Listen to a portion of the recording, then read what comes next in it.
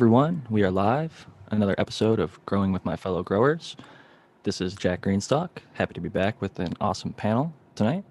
I started off a little bit differently this evening by first introducing my buddy, the American one. Hello, Jack, and everyone on the panel, everyone in chat. It's good to see you all. The American one. You can find me on YouTube as The American One and on IG as The American One _with_ Ekeens. And it's always good to be here. We're always happy to have you. Next up, we got my buddy Spartan Grown. How you doing over there? Doing good. Struggling with the damn mute button. I'm Spartan Grown. You can find me at Instagram. I'm a organic home grower or a synthetic commercial grower. Happy to be here today. You can find me here in the Cheap Home Grow podcast channel on YouTube, or the Michigan Bros Grow Show channel, or the GML Show channel, or I think it's Grandmaster Level channel on YouTube. And that's it, I think. Sorry about that. I got a random spam phone call. Distracted me. I just wanted to say thank you for the updates on the Velvet Punch F2 testers I sent you. The three are looking a lot like what I was selecting for. So it's cool to see it in somebody else's garden, looking like it's really vigorous and carrying on the traits that I was hoping. But next up, we have another person who's working on some awesome genetics. It looks like he's coming to us live from a new podcast studio. I don't know if you had this set up last week. I wasn't here last week, but Brandon Rust, how you doing? You're muted. Maybe it's on the mic. Give me 1 second. I can hear you now. You can? Yeah. If you talk a little louder or move the mic closer to you or turn up the volume on the mic. Or turn up the gain on the mic. Yeah, gain. That's the better, more appropriate term. You can see mine right here. Can you hear me better now? Way better. Oh, yeah. Okay, hopefully I'm nice and clear and loud. All right, good. So if you guys are new to Cheap Home Grow podcast, my name is Brandon Rust. You can find my IG where a majority of my work is. It's Rust Brandon. I'm a longtime cannabis cultivator, and I run a couple of commercial farms, and I partnered with a couple other, and I also consult with a couple of large farms all over the country. And I just, I'm here because I like to help with home grow knowledge. In fact, I just did a home grow there was a competition out here in Oklahoma, and I supplied the genetics for it, and everybody did extremely well. I was really, really happy to see everybody do super well with this cut that I gave out. Which cut was it that you gave out, since we're teasing a little bit here? Sour cheeseberry. I don't know if you can see that or not. It's coming through pretty well. We can see the structure at least. It's got a nice little purpling, light green for anybody who's just a podcast listener. Brandon is showing off one of his nugs. And it looked like you placed at the cup and you got some terpene tests and things back like that. Before we introduce everybody else, you could maybe drop some numbers on us. How did you do, and what were the numbers like? And Congrats, Brandon. How was the cup scored? Was it based on test results alone or on people's smoke?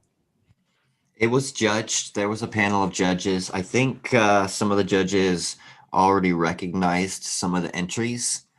And I think some of those might have had an advantage. I brought something completely new to the table that I created myself. Didn't have any cookies in it.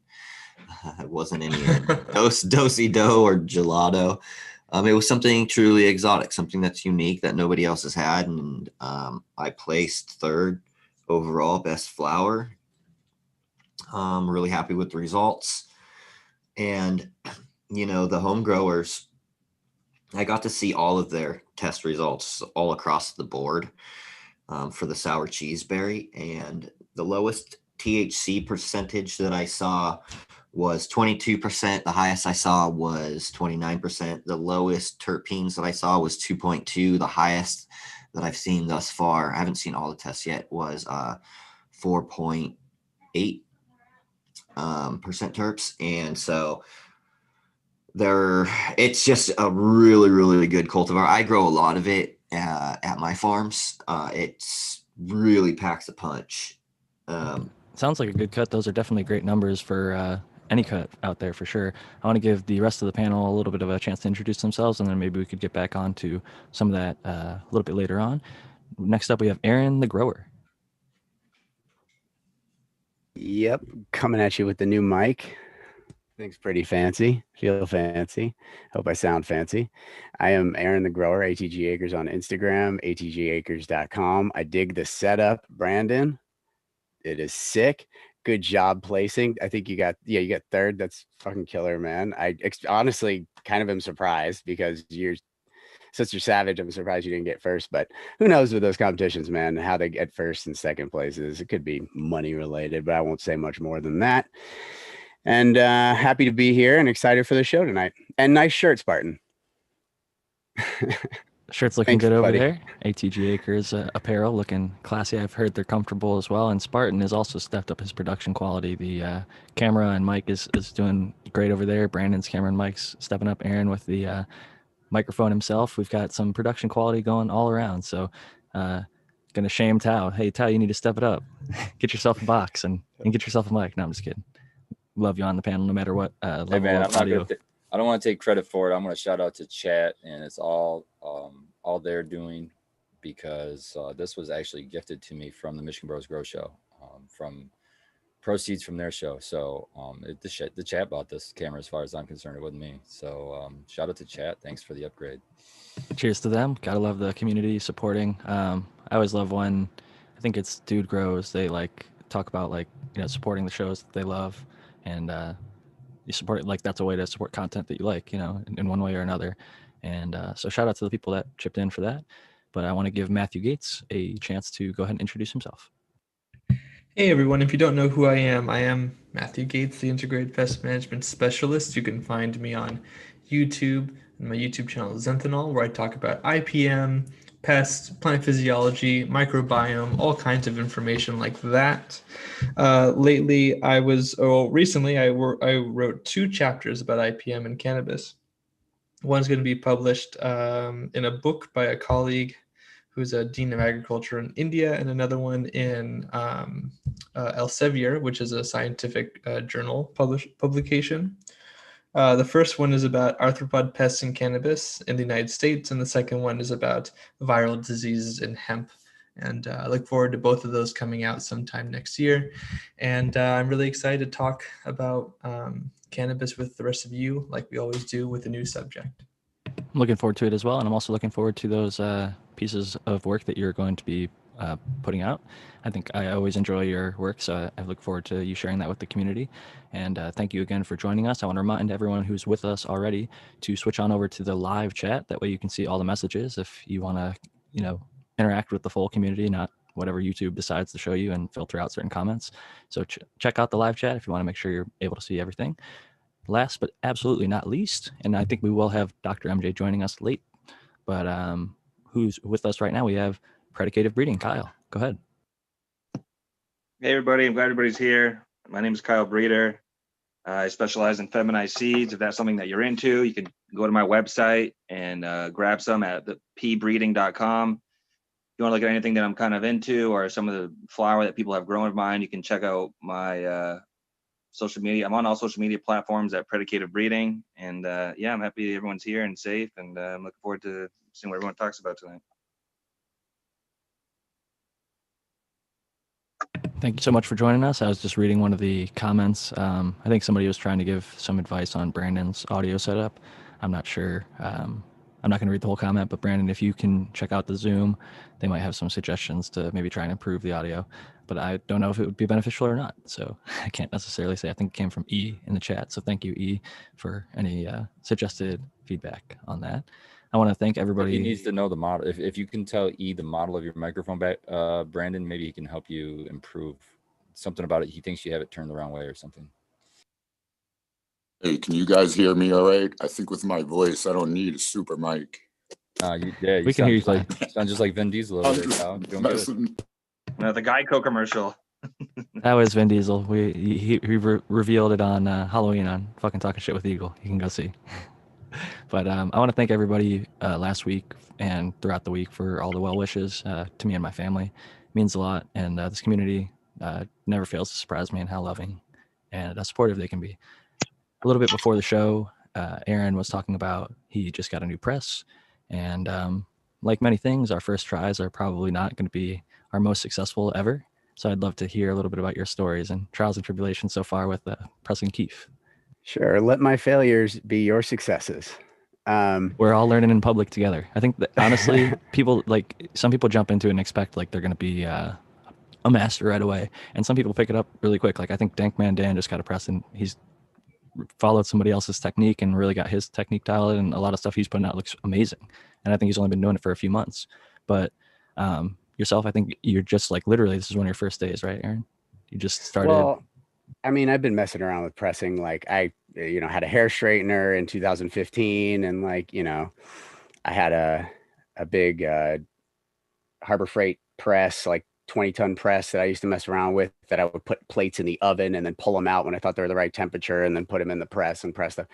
So I have messed around with it before, and I'm familiar with like the physics and chemistry of it. But this was a whole nother level, man. And this little press is sweet. I've used it a few times, but this was first time I tried to like mass do a whole bunch of Keef. And I'm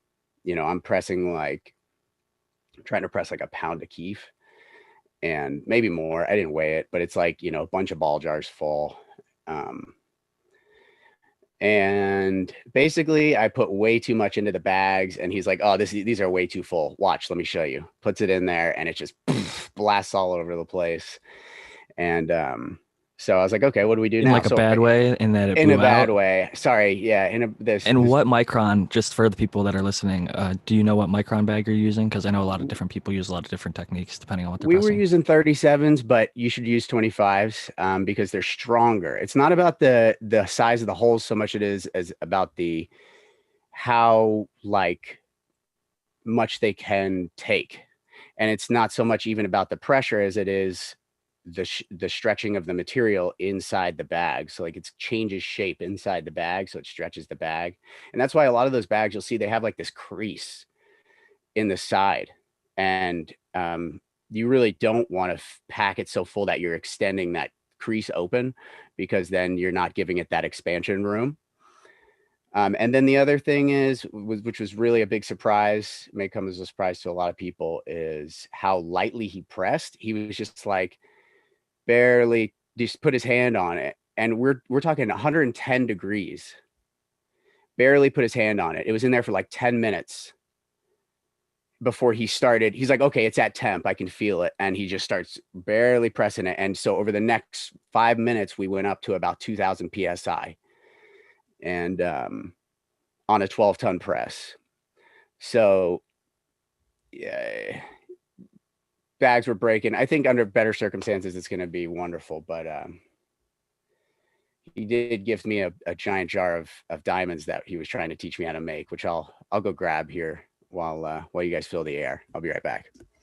Sounds good. I know a fairly, not that it's too simple, but if you've made rosin or bubble hash, you can cut one of those rosin bags in half, and if you have your little ball of bubble hash, you just press it at like 100 degrees, then 110 degrees, 120 degrees, 130, 140, 150, and you're basically just squeezing all the terpenes out, and what you're left with is like a solventless THCA, and you can bust it up into like little crystals or diamonds or whatever, and then re-add the terpenes back into it, and you have a pretty interesting concentrate. Or just have pure THCA solventless, which some people want just because they find that to be medically therapeutic. Let's check it out, Aaron. That looks like a baller jar. Holy shit. So we're looking at about a QP here, I believe.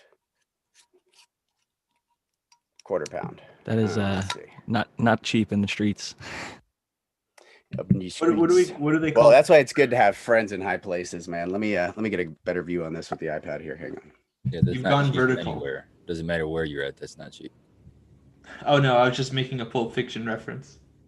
Oh, What do they call that in France? Diamonds with cheese. That looks There we good. go. You almost want to drink that shit, don't you?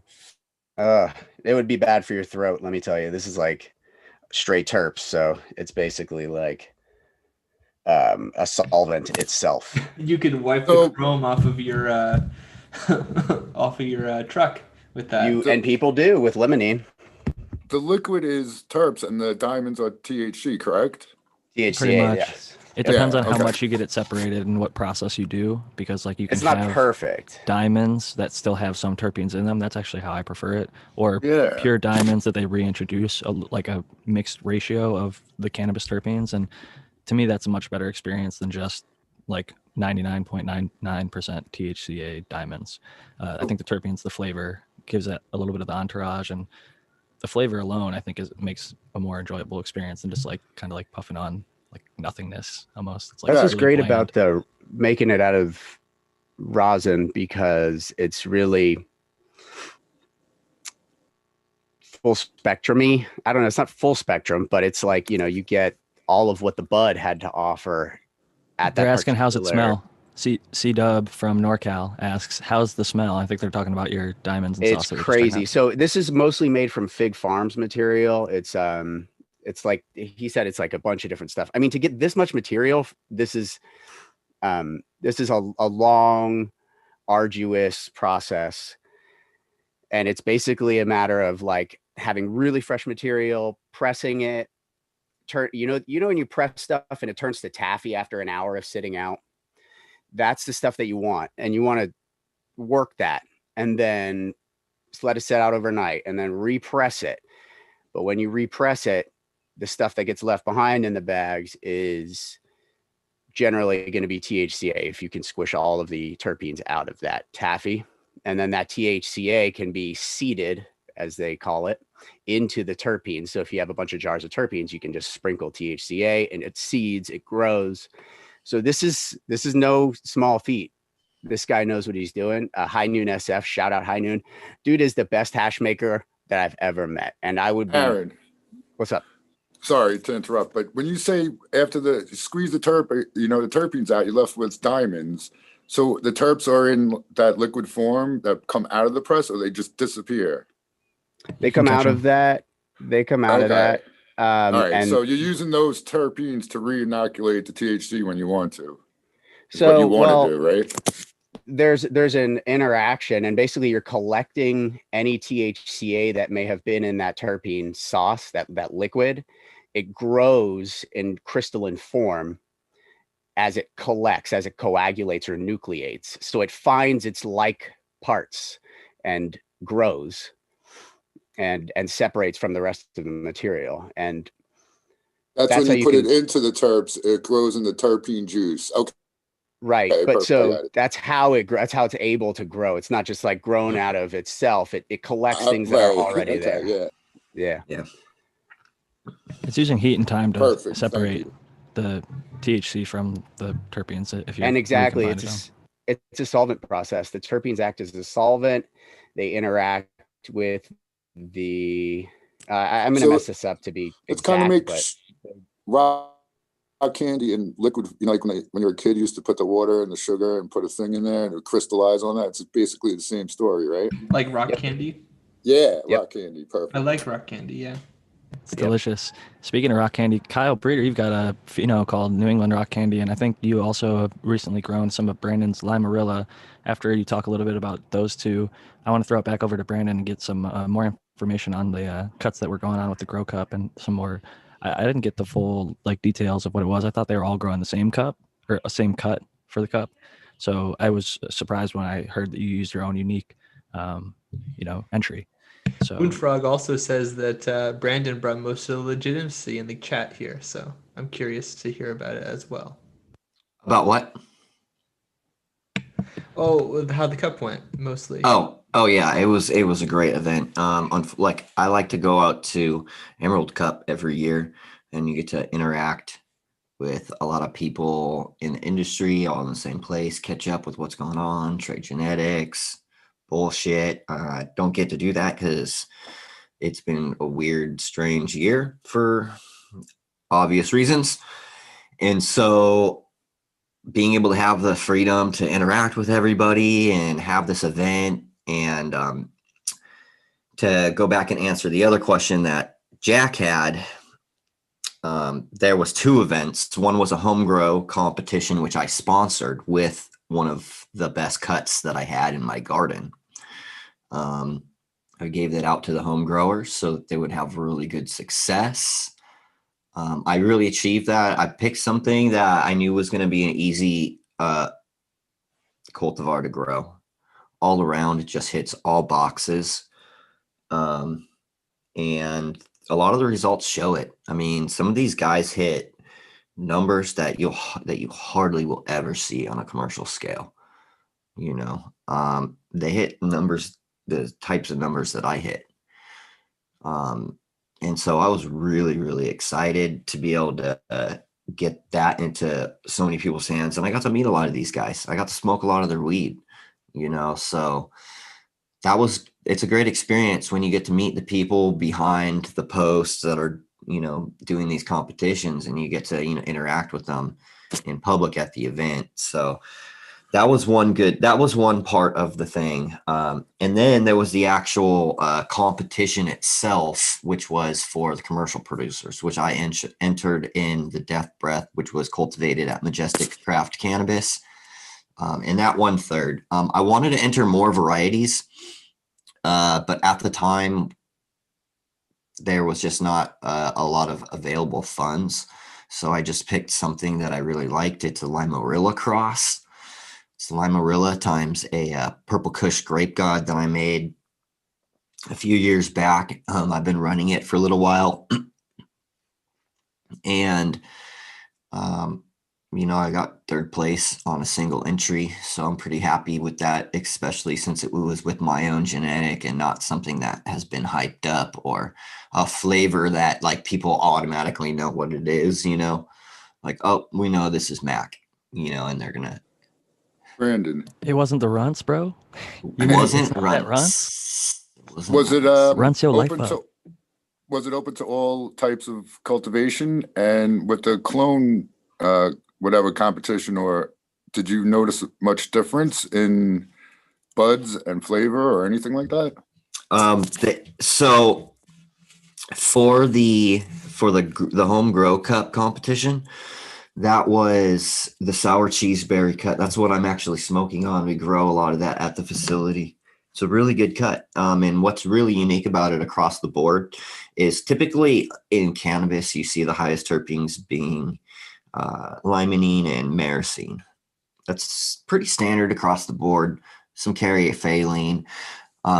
In this instance, I was seeing almost up to 2% on the highest test, 1.7% carine, and then osmine, followed by humulene, followed by caryophyllene.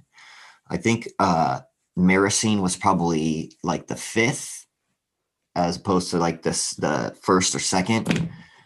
And it might have even been sixth or seventh. I think there might have been maybe some terpene and terpenylene in there and some other stuff. I have to go back, but I remember specifically that carrying because the carrying the osmine combination, which I've never actually seen. I've tested quite a few varieties, and that's for me. I haven't seen high. It is rare. Osamine is not the most common.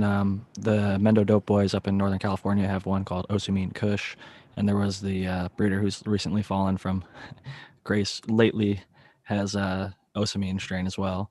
But Kyle Breeder, we were talking a little bit earlier about rock candy. I was curious if you have any more New England rock candy crosses coming in. You have Brandon's Limerilla, at least some sort of pheno. I don't know. I think you popped and found your own pheno from seed. That's super limey. Do you have any plans, and what plans do you have to do with that work?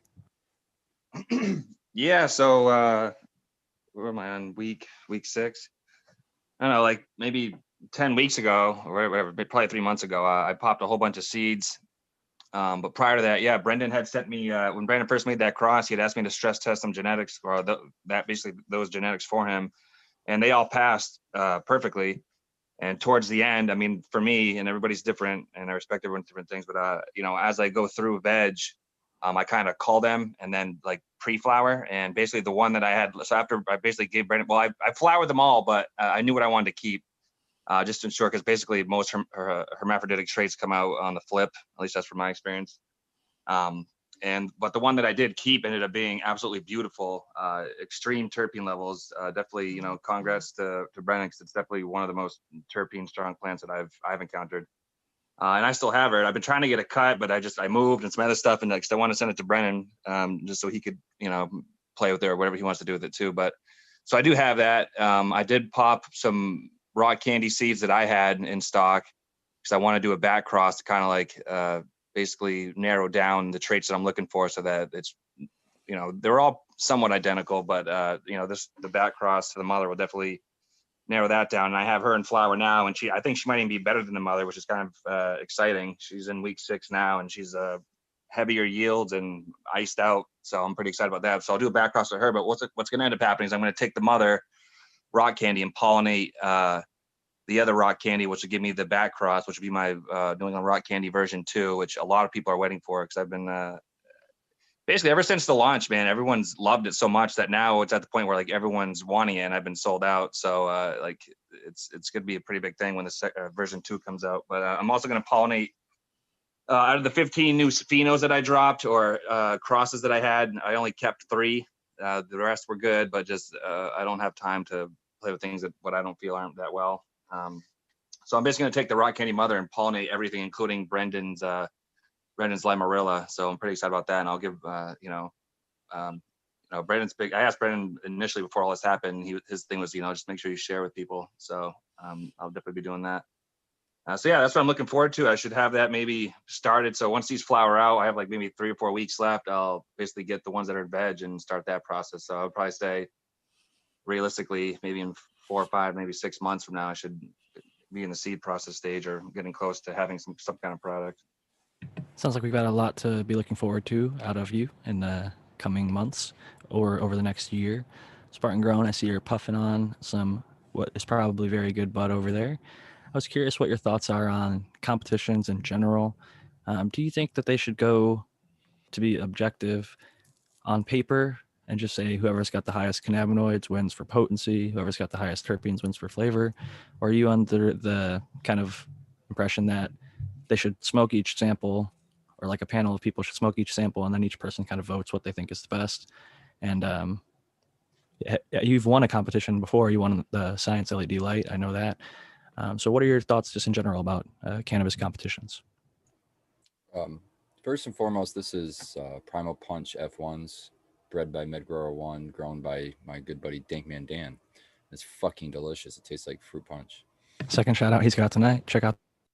I don't know if they still do it anymore, but they used to do the wake and bake like Thursday mornings, like way earlier than I was ever up. Since he got his job at the facility, he can't do that anymore. So they don't do the wake and bake anymore for now. But as far as the competitions, man, this is probably not the answer you're looking for, but I just play by their rules. They're the ones that fucking are doing it. So my input doesn't matter as far as that goes. So if a competition has a rule set that I don't agree with, I just won't enter that competition, kind of a thing. But I think. But what if Spartan Cup was tomorrow? If there was Spartan Cup 2021, not tomorrow, but in the future, and you were like, hey, I want to make the best cannabis competition the way you see it the fairest, or what you think would make the most sense, and why? You're asking me to do something that I don't think. I think it's fun to participate in the cannabis competition. I don't think they mean anything, as far as it's at some point it's somebody's opinion. At some point it's just somebody's opinion, and just being in the circles of different smokers, and I just know that everybody has different preferences of what they like more. So it's all just kind of a crapshoot. I mean, obviously, if something's different, that stands out. So every time, I mean, I'll give that tip anyways. If you're entering a competition like what Brandon did, I mean, that's perfect. Bring something different. That's what's going to stand out from people smoking, 23, 50, however many strains in a row. The ones that aren't all the same and are different, those are the ones that the judges are going to remember. It's like gas. Oh, pineapple. Like that one, jumps out at you. Like, but some people don't like pineapple. So you're right. It does come down to some subjectivity where it's like what each individual likes is going to vary on how they judge. For me, I like the everybody having the same genetics. Personally, I love that about the grow off. Yeah, because you're removing some of the variables. You know what I mean? Some people aren't lucky enough to have access to the best genetics. That doesn't mean they're less of a grower, but they're going to be judged because of that. So, I guess the ones that seem the most fair are the ones that I tend to gravitate most towards. That grow off wasn't quite like what that I want. The one that I wanted wasn't quite like the grow off, but we all got the same seeds at least, and the same number of seeds from the same strain. So we weren't growing the exact same pheno, but at least it was the same strain.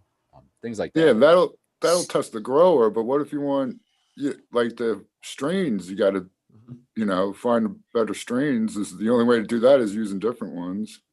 Right. Well, I mean, that's what I do in my own grow. I mean, I don't know how that should be a competition. Like, I got lucky enough to find something good. I get a trophy for that. But it's also how you cultivate it too, yes. right? Well, see, that's what they were going to do.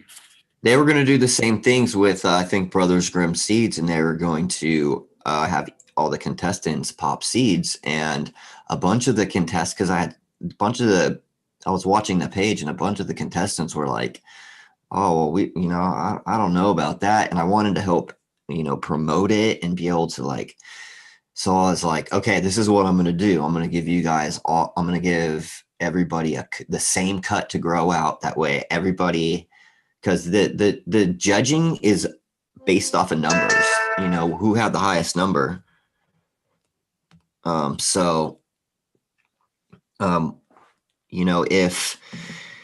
If that's how it's being judged, you're going to get different phenos in seeds. Everything's going to be different. Every time you grow out a seed, it's going to be slightly different, even if it's been worked. And the cannabinoid levels are going to be different. So it's just more fair. Right. That's like winning a lottery ticket when you get the right seed in your pack. You're right. Matthew, 100%. you've been quiet over there. I'm curious what your thoughts are, even in the ideal world, say they take the same cut off of the same mother plant. Isn't it possible that there's going to be one that's maybe less healthy or less vigorous or didn't root as quickly or doesn't have as thick of a root mass? And like from the get-go, aren't they sort of maybe off? I'm curious just what your thoughts are in general about, is it even possible for them to give out the same cut? I think that personally, maybe you can get close, but I wonder about the consistency across however large the competition gets. I mean, I guess like to a certain degree, you have to be, you had to accept the fact that there's going to be some, soma clonal variation, some sort of founder effect, right? With how you cut it, maybe you put a little too much rooting hormone, maybe you put no rooting hormone, maybe the plant's a little bit taller, maybe you give it to somebody, or maybe like, when you put all these cuttings in some place, maybe the aggregation of certain ones over another. So there's always going to be like little chaotic, factors here and there. So I mean, like, is it really possible to get like the perfect, set? I mean, maybe there's ways to do that, maybe from tissue culture to sort of wipe out as much as you can with the differences. But honestly, I think that can be, anyone can say that about anything, right? Yeah. So I feel like I do agree with the idea that like for me personally, and I know how this might not even be feasible or possible in a lot of cases, but I'd be way more excited to see somebody bring like a really like having one of the criterion being like a really phenotypically unique cultivar. What does that mean? Like, how would you achieve that? What would be the rules for that? I don't know. But like something where you're not like, if you were like, for example, if we take fruits, like an apple tree or maybe apple's a pretty bad example, but like peppers, for example, I see this in the internet too. Tons of people make their own kind of peppers over a period of time, and some people have gotten really good at making really unique and interesting things. And of course, there's going to be permutations on some of these different cultivars, but I think that's a way more, for me, intriguing and interesting prospect. But at the very same, by the very same token, if you try to neutralize all the differences and have like a really similar set, and then you're competing on, well, can we get the most in fluorescence, or is there a subject of the cultivation that we're focusing on particularly? That's totally valid too. And a lot of cool things come from those sorts of competitions, I think. Like I've seen some that were biggest yield, like who can get the biggest yield out of the cut. I also just wanted to make the clarification. I agree with Brandon. I think a cut is actually a good idea because if there's not some pathogen or something, it gives everybody the same, at least genetic material. And then you're sort of seeing how the phenotype expresses in each person's room. I see the American one has his hand up, and I'm curious what you wanted to. Yeah, I want to push back on that. If you get a clone that's a little less than the next guy's clone, if you're given like a month to veg it, you could overcome whatever slight offness there might have been. What if it's not Considering slight that there's offness though? no pathogens, and like you're saying, fully rooted, I don't think that would be a diminishing factor Hop after a latent month of viroid. veg. Hop latent viroid is not very visibly present until later in flower, until even sometimes cannabinoid testing comes out. And I've seen where on one side of a clone dome, there's some cuts that have it and the other side don't. So it could be as like innocent or as nefarious as that.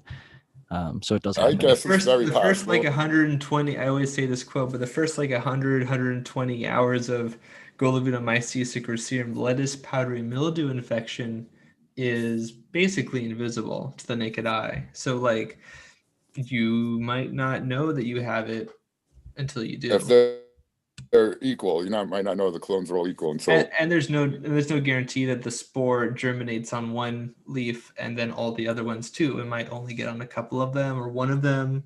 Right. Well, I I think would say I tissue would culture is trust. the I tissue would culture is trust. the best way to protect and make sure you're not going to have some of those issues. I think you're going to be the safest if you do that. Sorry, go ahead, Todd. I was just going to say I would trust Russ Brandon's cuts to be clean and pretty healthy. So, but that's no, I a agree. different, But yeah, I'm speaking just more generally in like the competition sense because I've seen a lot of them, and sometimes I see people like they're getting over 30% with their cannabinoids, and the other people aren't even hitting 20.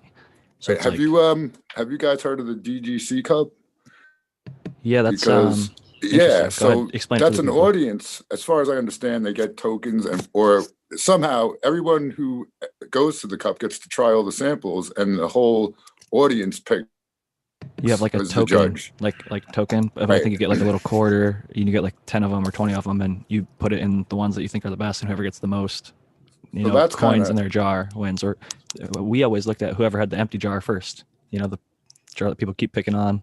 If you all brought an ounce, Right. and the first ounce that's gone, it's typically going to be the best one, the one that people most want to try or enjoy. I think that's pretty fair, to be an overall judge of quality and stuff. But some people will know which strains are theirs, and all their friends, they could get them to throw the tokens and that and stuff. But that's the way. And there was another way, like where everybody who put in a sample became a judge. So they got everybody else's samples, not their own, to judge, and they judged those, and then they tallied up the numbers like that. That would be a fair way, I believe, too. So I think that's Adam all. Dunn I think that's neat. does I it kind of like like that. Yeah, I think So like obviously, Adam if we Dunn, all vote for ourselves, it's kind of like, well, but if it's like collaborative, I think that's kind of neat to sort of force that, recognition. Right? Yeah. So the Cowboy Cup out here in Oklahoma, it's in my honest opinion, those guys are running just a tight ship, and it was all done totally legit. So I'm really happy to see that, because you don't a lot of times, I think. Dude, you know how fast this shit can turn, let's say corrupt. That's why Oklahoma's so nice, Absolutely. because it's like, it is like a frontier. It's sort of like, I explain it this way to people. Oklahoma is like California in the 90s. Or even 70s, where they had clean, because they had cups in like the late 70s. They were having Humboldt County, local farmers Harvest Bash cups. and shit. Yeah. So they have a few different festivals out here, cup competitions, and it's the difference between Oklahoma and a lot of other places is that it's not so corporately dominated. It's mostly dominated by a lot of small farms that aren't overproducing really like huge volumes. It's kind of like what I'm seeing across the board. You just have to be able to make sure, like as a small farm, that you have, a marketing budget and you have a sales team, and you just have to have, a team. That's the biggest thing. You can't go into it alone and like expect to win. It takes a whole team to win. This is like any real big business. Yeah. And And so any grower doesn't want to do all this paperwork. And I mean, like, you need people to do that. Like, guys like you, me, we just want to grow. Spartan, like, yeah, that's why we do what we do. So I agree yeah. with you there for sure. And that's the thing with me. I'm a grower first and foremost. I own a corporation, a consulting company, and lots of other things. But, I don't want to have to put in numbers for anything. I don't want to have to, I just want to be able to go, like, do the consulting, say, this is what needs to be done here. Let's get this done. Let's get this done. Let's go take care of Oh, I wish it was this. that simple And sometimes. then it's not, it never is, but, again, it becomes a team building thing. And it's not just, it's not just for cannabis, it's for any business. If you want to be successful, you have to train the people that you Fail. want to work with. Oh yeah, and let them fail. See here, I was talking to Yeah. Patrick King on the way out of the up to the cup, because I picked him up from the airport, and we were burning and stuff. We were talking about allocating tasks to different people and not having to micromanage things. So when you're not micromanaging and you give tasks to your team members, you have to let them fail, because those are going to be that's where they're going to learn their best, because that's something that, It they're going to have to empowers learn, them to do better. and it's going to be like, oh shit, I fucked up. Okay, now I know that sometimes it takes that to, like, get things on track. So just having the ability to kind of let go and then make sure that you're getting the right people to do the right things. People that can hopefully learn, oh, I should not do that again when they make those mistakes. But also, like you, as someone who hired someone, my dad was a very good delegator, and one of the things that he always did was, like, he let people make mistakes on their own, like you're just talking about, because if you're going to hire somebody and micromanage them, you might as well have not hired them, because if you're going to micromanage every little thing they're doing, you might as well just do it yourself. So, like, Completely eventually you've got to let your like hands off the reins and let them do the job that you hired them to do. And one thing that he used to say is, like, if you make a mistake, just make it with your heart in the right place, because at least, like, they're going to try put their best foot forward, and even if they mess up, like, they know you're not going to be like all pissed off at them. You're going to try and support them and teach them through it, or they'll learn and grow through it, ideally. And if they're a good employee, hardworking, most of the time they'll learn and get better and just move on. And so I think it's definitely important to allow people to make those mistakes on their own, and give them a little bit of independence and freedom within their job, and do what they're hired to do, and learn throughout the process. If I could interject, I definitely agree with that. And I think that also, like, you have to understand, I mean, I don't have like a degree in like business management or anything like this, but I do have a friend who does.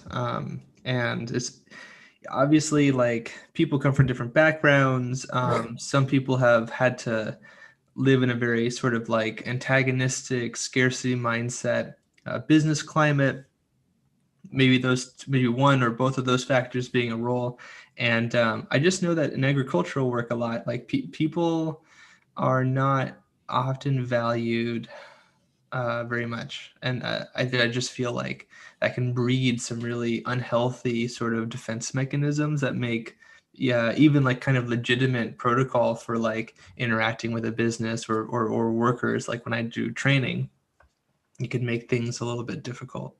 And it can also make it hard to like recognize actual errors as what they are, or sort of deflect them in some way. Or sometimes you have to be a little bit, you have to use some psychology, and definitely very important to be and to stress very much. I've sometimes had to do this with owners of areas, cultivation areas, to be kind of more compassionate in the learning process. And um, I don't know. That's just an anecdote, I suppose.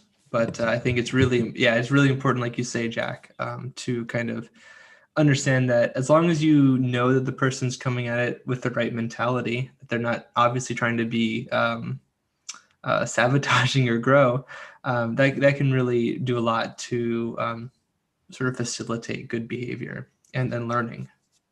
Just Somebody in wanted the chat. to chime in. Go ahead, Go Spartan. ahead, Jack. Go ahead, Jack. They just said in the real world that doesn't work because mistakes cost money. I'll tell you, my dad was I was running actually, that's a funny. multi-million-dollar business, and he let people make mistakes all the time. And I'll tell you, in a cultivation space, I'm about to be working with a guy who's got millions of dollars invested in his grow. And I'll tell you, I'd rather have somebody, for example, if we're in the greenhouse and they're filling up pots of soil, and they set it in a spot that's irresponsible, and maybe they knock a pot of soil over, and we just lost $5 worth of soil. Like, I could get all bent out of shape and like yell at them and berate them and like ruin their day. Or I could like, talk them through like, hey, this is why we don't put those pots on that table over there, because a bunch of people come around that corner and they don't see it and they bump into it and they knock shit over. So it's like, maybe we lost $5 on that pot, but over his lifetime and his career as a worker, he's not going to have that happen again and again and again. So in the long term, you let him make the mistake once, he has to clean the shit up. He knocked the soil over and it was a mess, and it's a bitch, it's a pain in the ass. You didn't want to do it, you're probably embarrassed, it was loud, it was messy, but even though you lost that money, that maybe that soil is non-recoverable for whatever reason. And there's like a big difference between, a fire started in the corner, so I just ran away and I let the whole facility burn down. Then like I knocked a bucket of soil over. So there's levels of mistakes. There are levels of Yeah, mistakes, you certainly. could Don't hire also- idiots. Yeah, and training. You could train these people to, if you have effective training protocol. I mean, we would Good imagine. SOPs. I've never been there, I don't like bossing people around, and but yeah, and if the person isn't an idiot and trainable, yeah, mistakes happen. I mean, even owners do stupid shit, so Often. That's how we've made it this far. It's Yeah. like we've made so many freaking mistakes. Yeah. Babe Ruth had more strikeouts than anybody in the league when he broke the home run record. So that doesn't tell you anything. What does?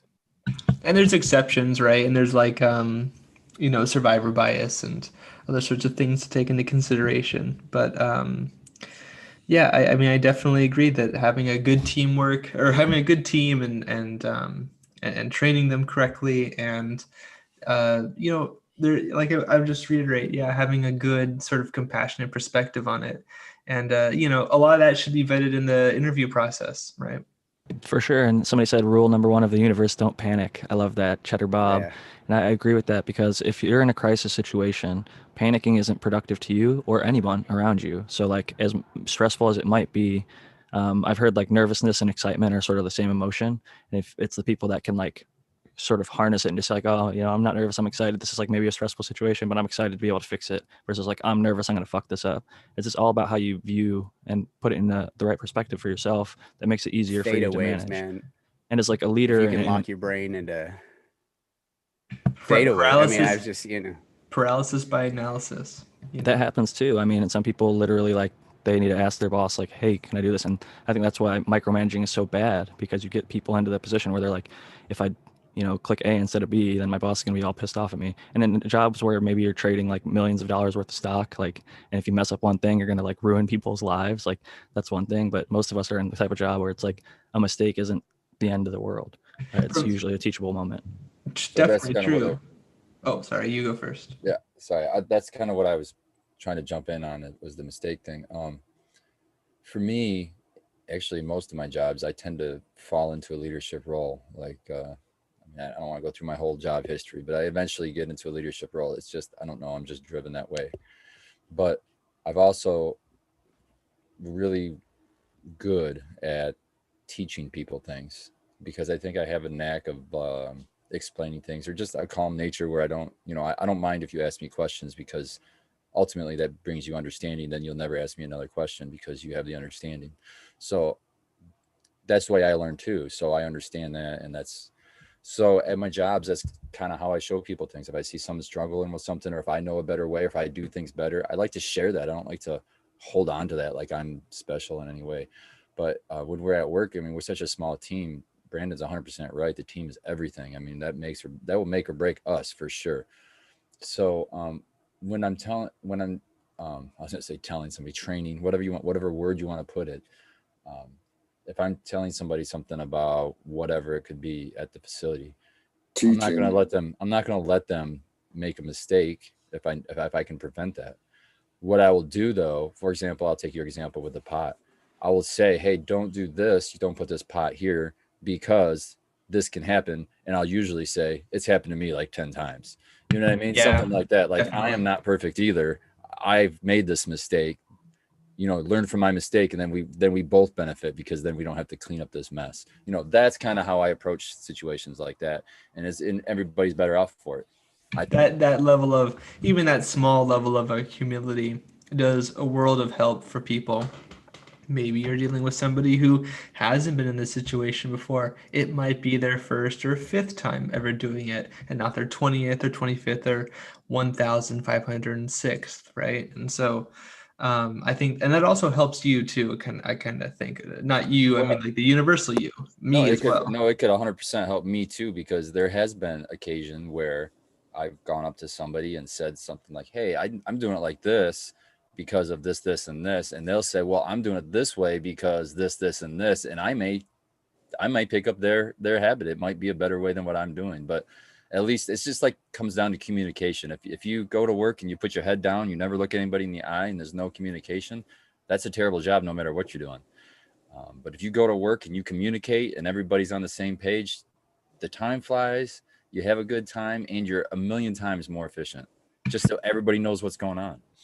I will say that at least in my experience, I feel like a smaller, not everyone has this ability, a smaller, more efficient team, a lean team is typically, I feel like a lot better.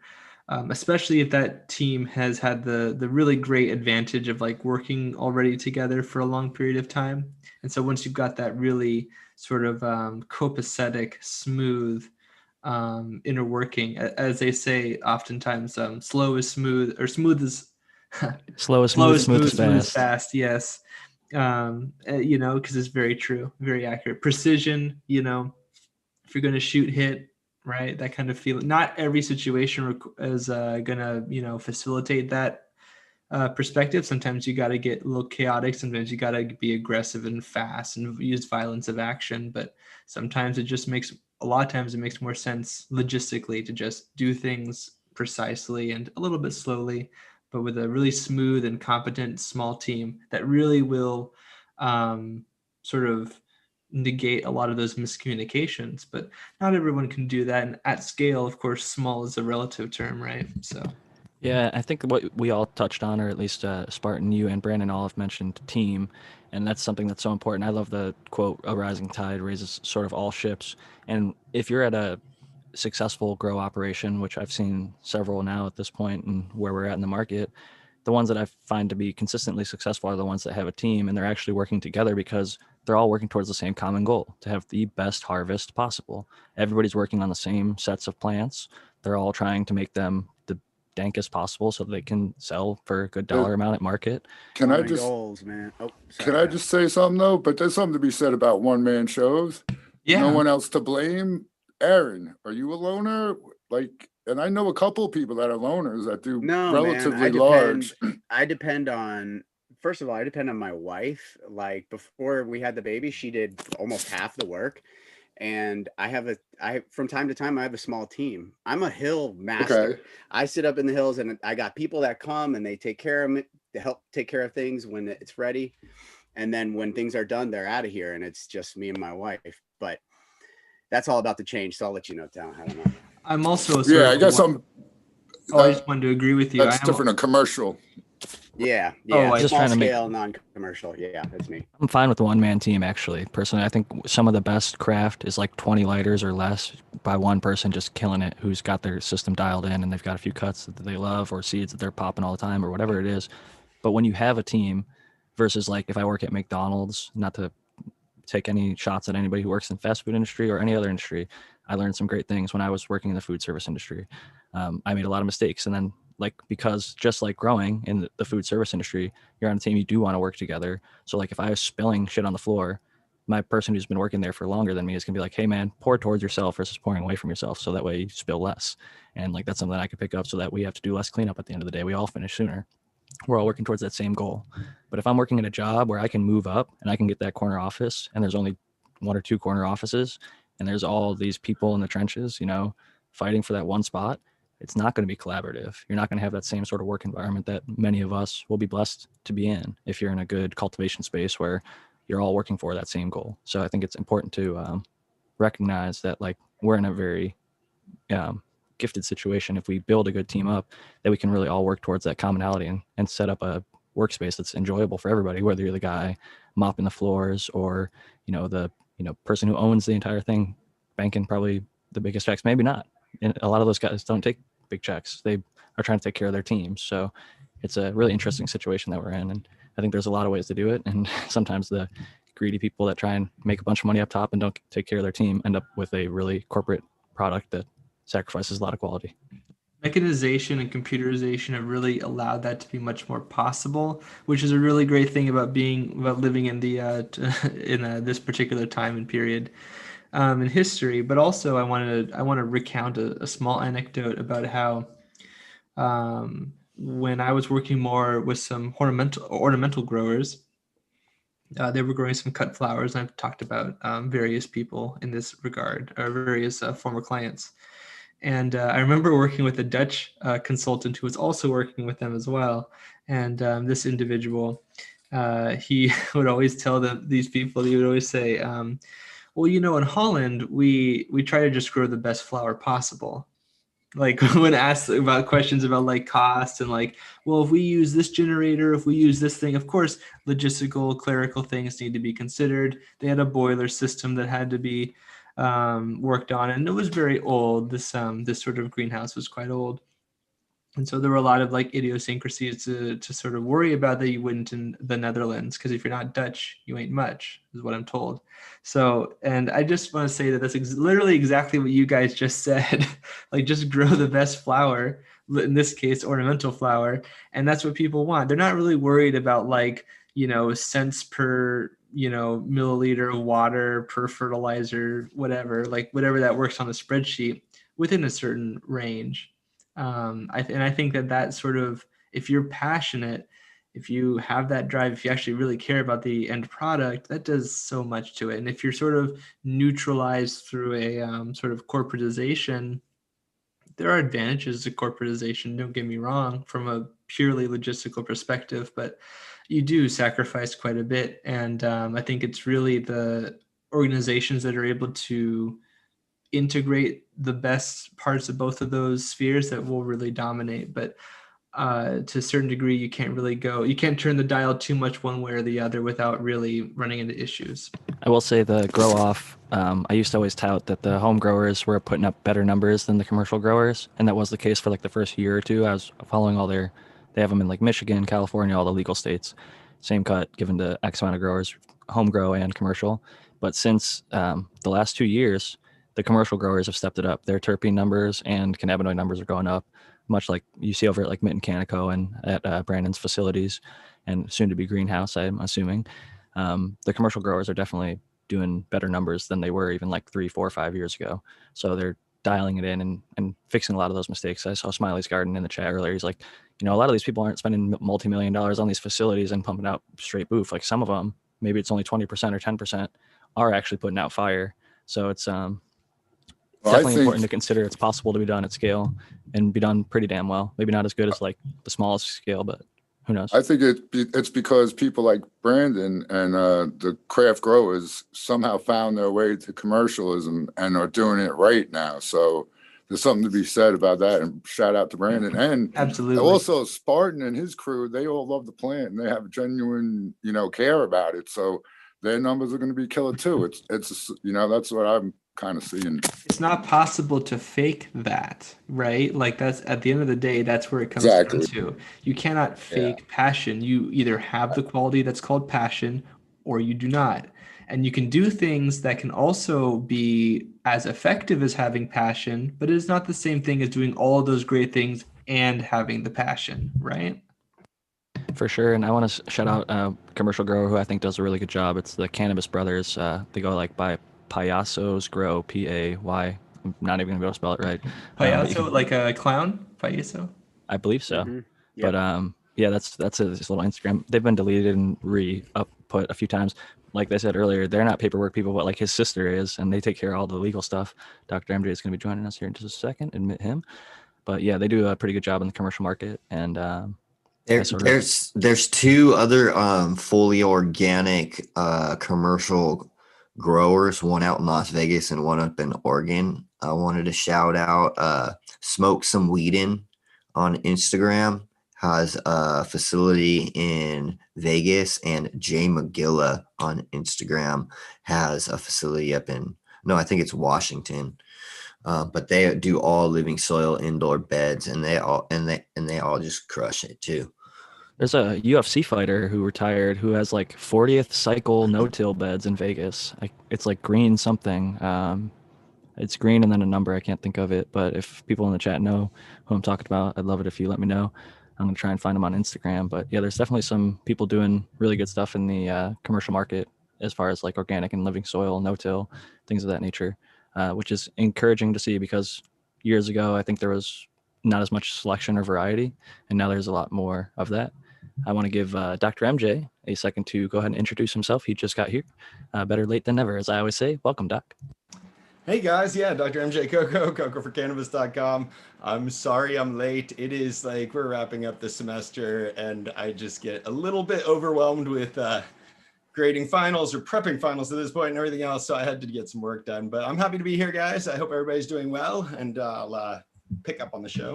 Tardiness at this time of the year, you definitely, I don't know, man. I don't know. You better be careful. It's priorities, man. I mean, it's like, I got too many things I put off. I mean, I think for most of this term, you would hardly know that I was teaching college because I spent so much time on everything for Coco for Cannabis. But I actually am, and this week it kind of came crashing down. I mean, this is the last week. I have class on Tuesday, a final on Thursday, and then Christmas break. Hey, Doc. I look forward to it. I'm glad that you're going to have some free time. Yeah. How do you judge your grow-ups that you have in your cocoforcannabis.com grow-up things? Most of the time our prizes, like our biggest prizes, are just lottery giveaways that everybody can be eligible for. We are doing prizes for best journal, best grow me, and best recovery, but not for like best grow or best harvest or other things like that. We want to really try to keep it collaborative. And for those like best journal, best grow me, those prizes, there's 5 or 6, I can't remember, 5 or 6 groups. Each group has a leader. Each leader nominates 2 of their group members for each of those prizes. And then we have a steering committee that is going to meet on Friday, actually this week, and select amongst those. So yeah, our best journal in the Plant Training Grow Challenge is going to get one of the new MyGrow Array full spectrum plus reds, 240 watts. We have the Vipar Spectra XS 2000 for the best grow me. I'm going to get an AC Infinity fan for the best recovery. So maybe that will help them stay out of trouble in the future. That's all happening this week. It's exciting stuff for sure. I'm sure the people and then we're are setting looking up for forward the to New Year's that. Grow Challenge. Everybody sign up. It's going to be even bigger and better than this Plant Training Grow Challenge, which was awesome. It sounds like it's going to be a good one for sure. I just wanted to give Steve, I think it's Cantwell is how it's pronounced. He was a WEC MMA fighter. Steve Cantwell, I've worked with that man. So Great work. Green Life Productions. It's probably not going to be able to show up. This is a 23rd cycle no-till. You can find them on Instagram at Green Life Productions. They're in Las Vegas, and I would love to try. I've never been to Vegas since cannabis has been legalized. I would like to try their stuff because it looks like they're doing really beautiful work over there. The flower looks amazing and really clean practice. Matthew, you said you did some work with them. Yeah, I could speak to that a little bit. I definitely, this is a few years ago, but I definitely enjoyed working with him. He had a really great mind for sort of organic processes, in my opinion. And, just sort of like tackling the idea of like making it even more, I guess you could say ecologically based in the framework. So one of the things that we worked on was actually the banker plant project that I always talk about. So where we use exploding ember pepper plants to sort of benefit with their pollen and their long flowering time. Essentially, you always had some pollen for like predatory mice like Swirsky and Cucumeris, Orius. Minute pirate bugs also eat pollen as well. And so that was like one of the cool things. And then just having a way to move those plants around or in some way sort of grow them large so that you have like kind of a giant battalion of mites that you could sort of move around and intersperse with the plants depending on what you needed, sort of give you like a hotspot sort of a control possibility, which I thought was it was a really cool idea, and we were able to make it work. And I was excited for him, and yeah, I mean, I really enjoyed watching his cultivation get more and more exposed. I've started sharing my screen. It should pop up on the YouTube here in just a few seconds. But this is Green Life Productions Grateful Breath on their Instagram page. And I'll show you guys some of their like no-till beds that they got going on. This is their 23rd cycle, which is pretty impressive for any commercial facility to be able to do. Are they And using grassroots fabric pots? it looks like regular fabric pots. They actually wrap them with cellophane on the side to keep. It's like they're copying that style where see how it's like plastic, only like I don't know, 2/3 of the way up, and then there's a little bit of spot for the air to breathe, and then there's they're on casters, so there's a little bit of air above and below. So it's an interesting setup for sure, and I think they definitely have some. I meant to bring up a other picture. Okay, yeah, we've got some beautiful resin rails on the leaf you see over here. And then one of them I wanted to show was a bud picture just a little further down. Here it is. Boom. Nice little pink resin coming in on that one. So Why have I never heard the term resin rails? That just like rung so well with me. I love that. it definitely like describes this right here, what I'm seeing. Like, you know, on the corners, like it's tacoing and you get like Resin that rail of resin. Isn't that Dude. amazing? Take a train resin straight to tacos. the moon on that thing. So I want to say that the purple Wookie, which I don't actually know off the top of my head if that's their own creation or not. So if it is, big ups on them, and if not, then I don't want to be wrong on the internet. Like a Bodhi creation, I'm pretty sure. Plant more seeds. Yeah. It was really, but they cultivate some really nice purple Wookie. So it's funny, we've actually got your comment over here. We got Sync Angel. Nice. It looks like a reverse phyllodes. Yeah. That's actually Cannabis chinensis. That's a cannabis specific mutation. It probably happens in a lot of different things, but in cannabis it's called chinensis. So chinensis is the like hemp that comes from China. Cannabis chinensis, does it carry that same trait where the buds start forming at the petiole? I'm not sure. I'm not sure, but if you Google cannabis mutation, I grew Alien Rift and it did that like very rarely, but it would do it every couple. My Chernobyl did it. I've had a few strains that do it under really optimal conditions too. Doesn't seem like it's a bad thing. Some plants do this sort of a thing where you have like floral tissue grows out of vegetative tissue that's not typical, and then you have the opposite where vegetative tissue grows out of floral tissue, or the floral tissue turns green, which is called varensis.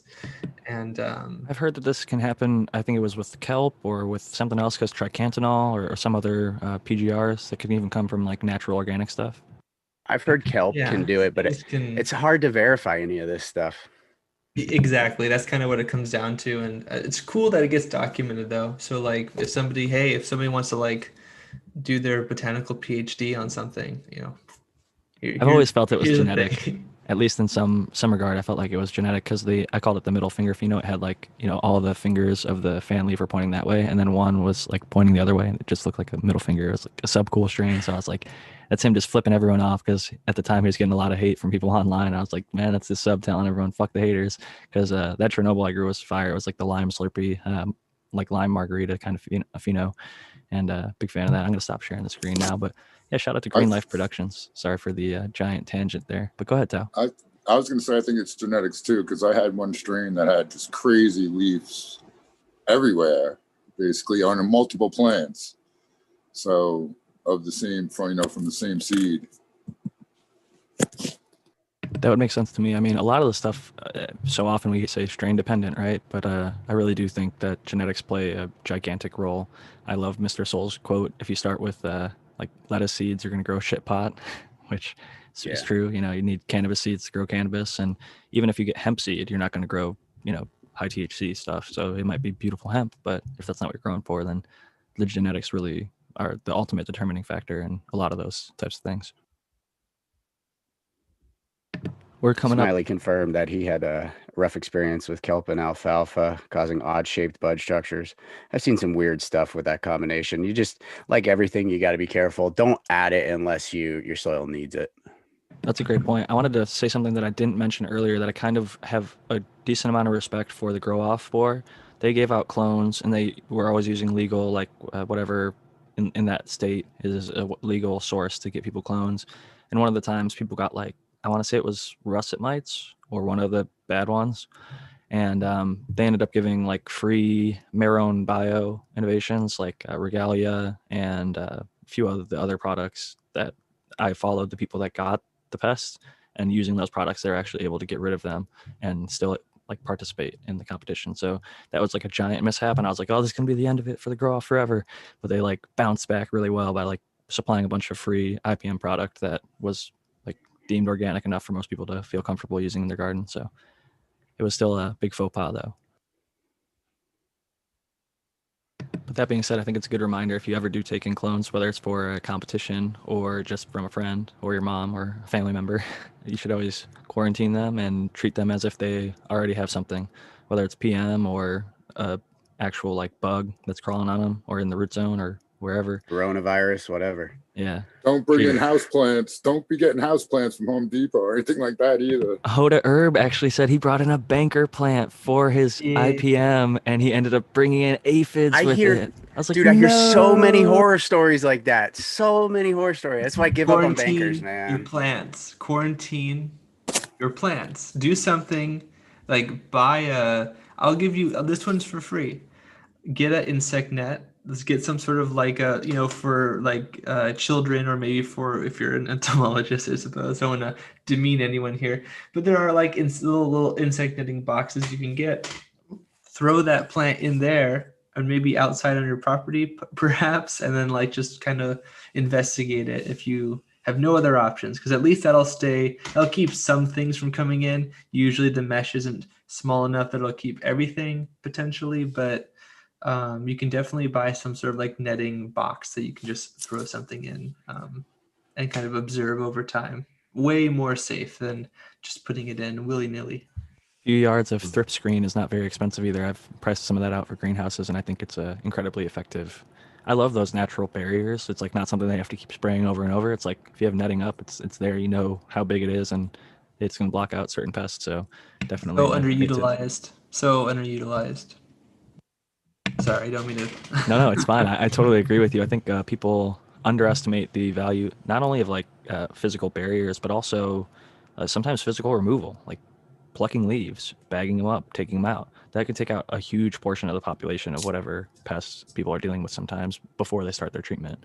So the physicality that you can use in IPM without ever spraying anything is something that more people I think should try and work into their SOPs. Like we were talking about earlier, if you can train people to not come in like after they're out playing in a field or hiking or something, they either have to change or shower or whatever they have to do, go through a certain system that is going to give you some level of confidence that they're not going to be dragging stuff into your grow with them. So let me tell you guys a quick story. This one spot I was living at, the lady that lived upstairs bought a house plant and it had spider mites. And I ended up getting spider mites. And then like a week, maybe not even a week later, she's like, my plant that I got at Home Depot has some like stuff on it. Can you check it out for me? And that's how it came in. I know it for a fact because they weren't there for like quite a while. And then you just like threw a bomb in her window and I don't know where it came from. Yeah, dude. But I learned my lesson. You see, like, and you learn.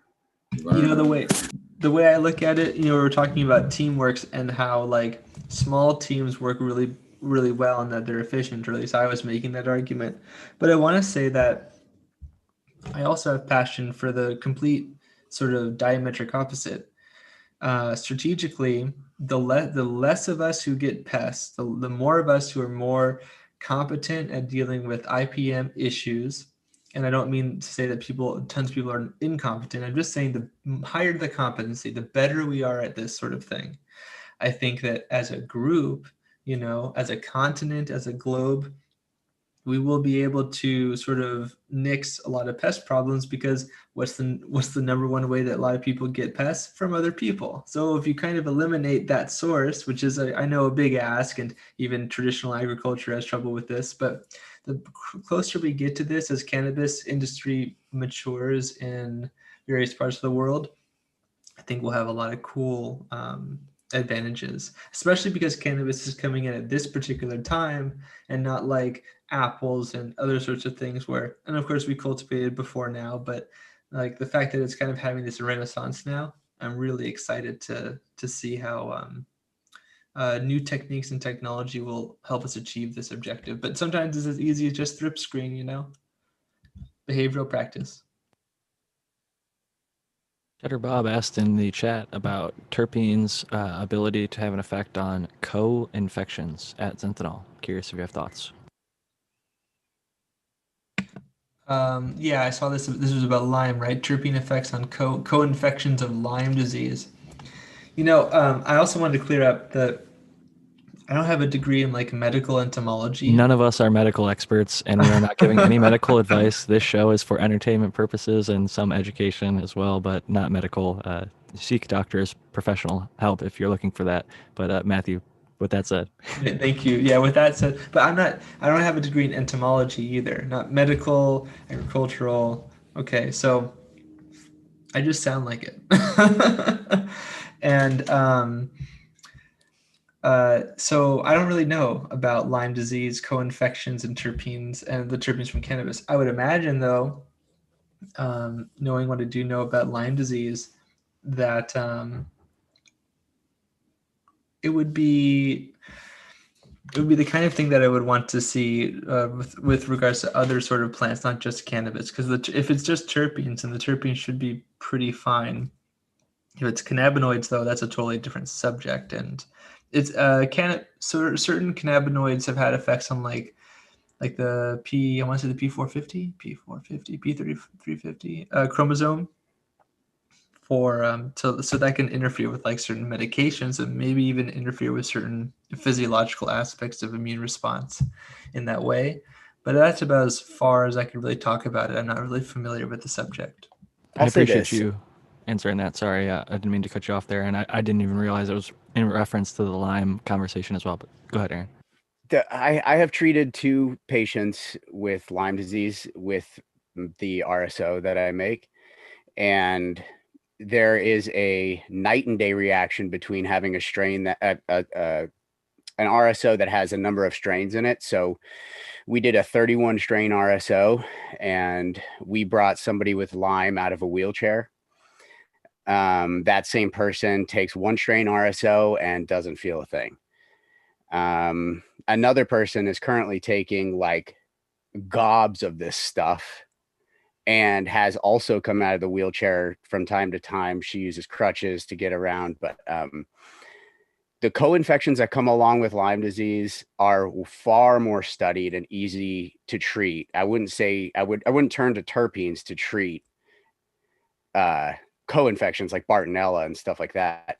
But Lyme disease specifically has had a lot of anecdotal success in my experience with cannabis, and it's specifically THC, CBD interacting with the content of terpenes and flavonols and whatever, full spectrum. So it's everything the plant has to bring to the table.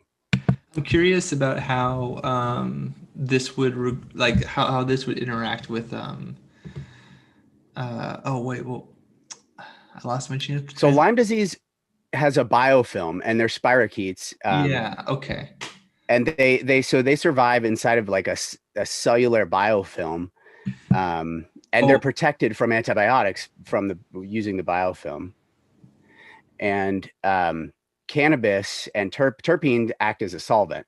This is all speculation, by the way. Terpenes can act as a solvent, so they can cut away this biofilm, like how a solvent would do to like an oil spill. But I wonder how that would be processed, like between you, like getting it in those substances that you are, and then how it passes through to get to the spirochete. But I was gonna say though, cure, like it depends on what you mean by cure, right? Because if you have an effect with a medication that wipes out pretty much all the symptoms, but the thing is still with you. It's still in your body. It's not like dead. I mean, viruses notwithstanding. That's not the same thing always, depending on what you're talking about. So I'm curious to know whether or not the spirochetes are actually destroyed or No, I think that you need antibiotics to destroy the spirochetes. And there are antibiotic properties of cannabis and RSO, but they're not strong enough. So this is a two-angled approach for people with Lyme diseases. They need to have an antibiotic regimen and they need to be on full spectrum oil. That's pretty interesting to hear about, though. I really appreciate you bringing that up, Cheddar Bob. Yeah, I do too. Well- And that's something that is close to my heart. Thanks for bringing it up, Cheddar Bob. You know, it's interesting that you say 31 strain RSO was more effective, because when I said this before, when I make my cookies, if I have trim and stuff from like 6 different strains, it's way more potent than from just 1 or 2. And sorry to interrupt, Spartan. I talk too much. Spartan's still on mute over there. I don't have a lot to add here, but as far as the why it works, but RSO, I've seen time and time again, personal experience is my most powerful medicine, and that's why I always go. Well, it's not. Mine's FSO, but same thing. I'm not going to mince words, but 100% the most full spectrum you can get is always my path when it comes to healing, and so I try to add as many different strains, some different age too, like some really older age stuff. So you can get Yes. some of that CBN in there too. CBN. Yep. And then some of the newer stuff. Anyways, that widest spectrum is kind of my goal. And but I wanted to speak up and talk about Nick Risden. He's suffers Lyme disease and a lot of other disease because of that damn tick. It gave him a lot of other stuff. I'm not going to get into his long story, but he's a medical refugee now here in Michigan. He had to move from his state that was a red state to come to Michigan so he could use, and that's what he does. He uses as full spectrum as he can. He grows most of his medicine as most as he can do on his own, and then gets help too. But his Instagram, I'm just saying, if whoever it was in chat needs to talk to somebody, that's the person you need to talk to get the legit information, because this is the guy who's living with the disease. But his Instagram is Lyme Rising Farms Nick, and I'll put it in chat and YouTube chat for everybody. It's all one word.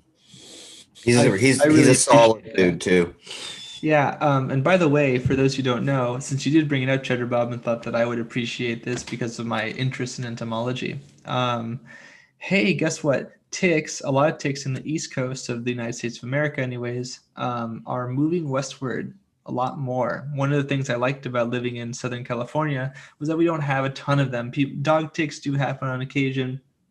I've even walked through a few ornamental greenhouses where I've actually never got bit by a tick, but I did come across a tick on a leaf, which was really surprising. But anyways, it does happen. And we're also seeing research with certain ticks being able to be parthenogenic. So they're not needing to mate. They can just make bunches and bunches of asexually reproducing tick eggs. So that's unfortunate. That's really unfortunate. Yeah. And then I think I also saw an example of ticks feeding on each other, which could have some interesting dynamics on like them surviving longer periods of time. They could breed with and eat themselves. That's disturbing. Basically. I just Don't they have like shout out- 1,000? Sorry, I just wanted to shout out Cheddar Bob in chat. He said that he's actually been helping Nick for over a year now. Oh, that's excellent to hear, Cheddar Bob. Shout out to you, Cheddar Bob. That's awesome. Cheers to him. And I want to say Rick Simpson, the guy who RSO is named after, still alive today, 18 years after he was diagnosed with skin cancer, which he treated himself and is no longer suffering from.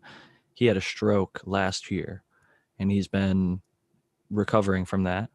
But as part of that, one thing that he's asked is that people, if they want to support him, he has a few websites. phoenixtears.ca is where you can get his book, and those funds go directly towards helping him and paying for his recovery and the stroke, because he's helped thousands of people personally, and then even more than that just to call most cannabis oils RSO or whatever they want to call it. But he kind of shined the light on one of the more powerful medicines I think that can be created from the cannabis plant. Granted, he didn't invent it. He very much popularized it, and shout out to him for doing that. He preferred 5-strain indica blends because I think he was looking for THC. Indicas often had high THC, and I think what he wasn't realizing was all the different terpenes from getting the blend was really effective, because he would use That 4 or entourage 5 effect, strains. bro.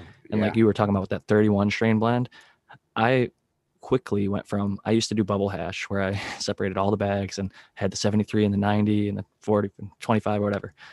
And what I realized was, although it like would melt really nice, I need to drink 1 second.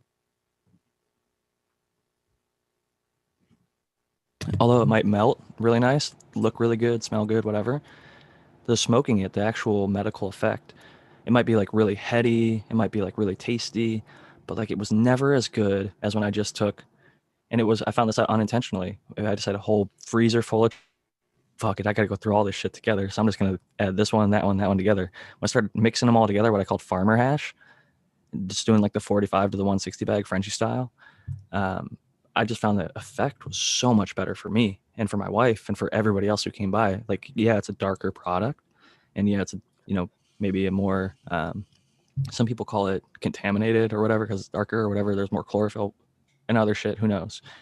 But I personally find that getting those huge blends, whether it's 5, 10, 20 strains, maybe there's like tiny minor cannabinoid in one of those strains that really ticks the box for some person. So you're just giving yourself way more options of potential things that might tick a box that is really medically therapeutic for Lyme or whatever. Somebody in the chat said hemorrhoids earlier. I'm thankful that I can help people with that. It's no fun to be butthurt, literally. Like, so cannabis oil, Rick Simpson oil, full extract cannabis oil, whatever you want to call it. And get some fiber in your diet if you got it right. Yeah, and just don't stress, don't push, don't rush a healthy shit. That's the quickest way to have digestive issues like that, I guess.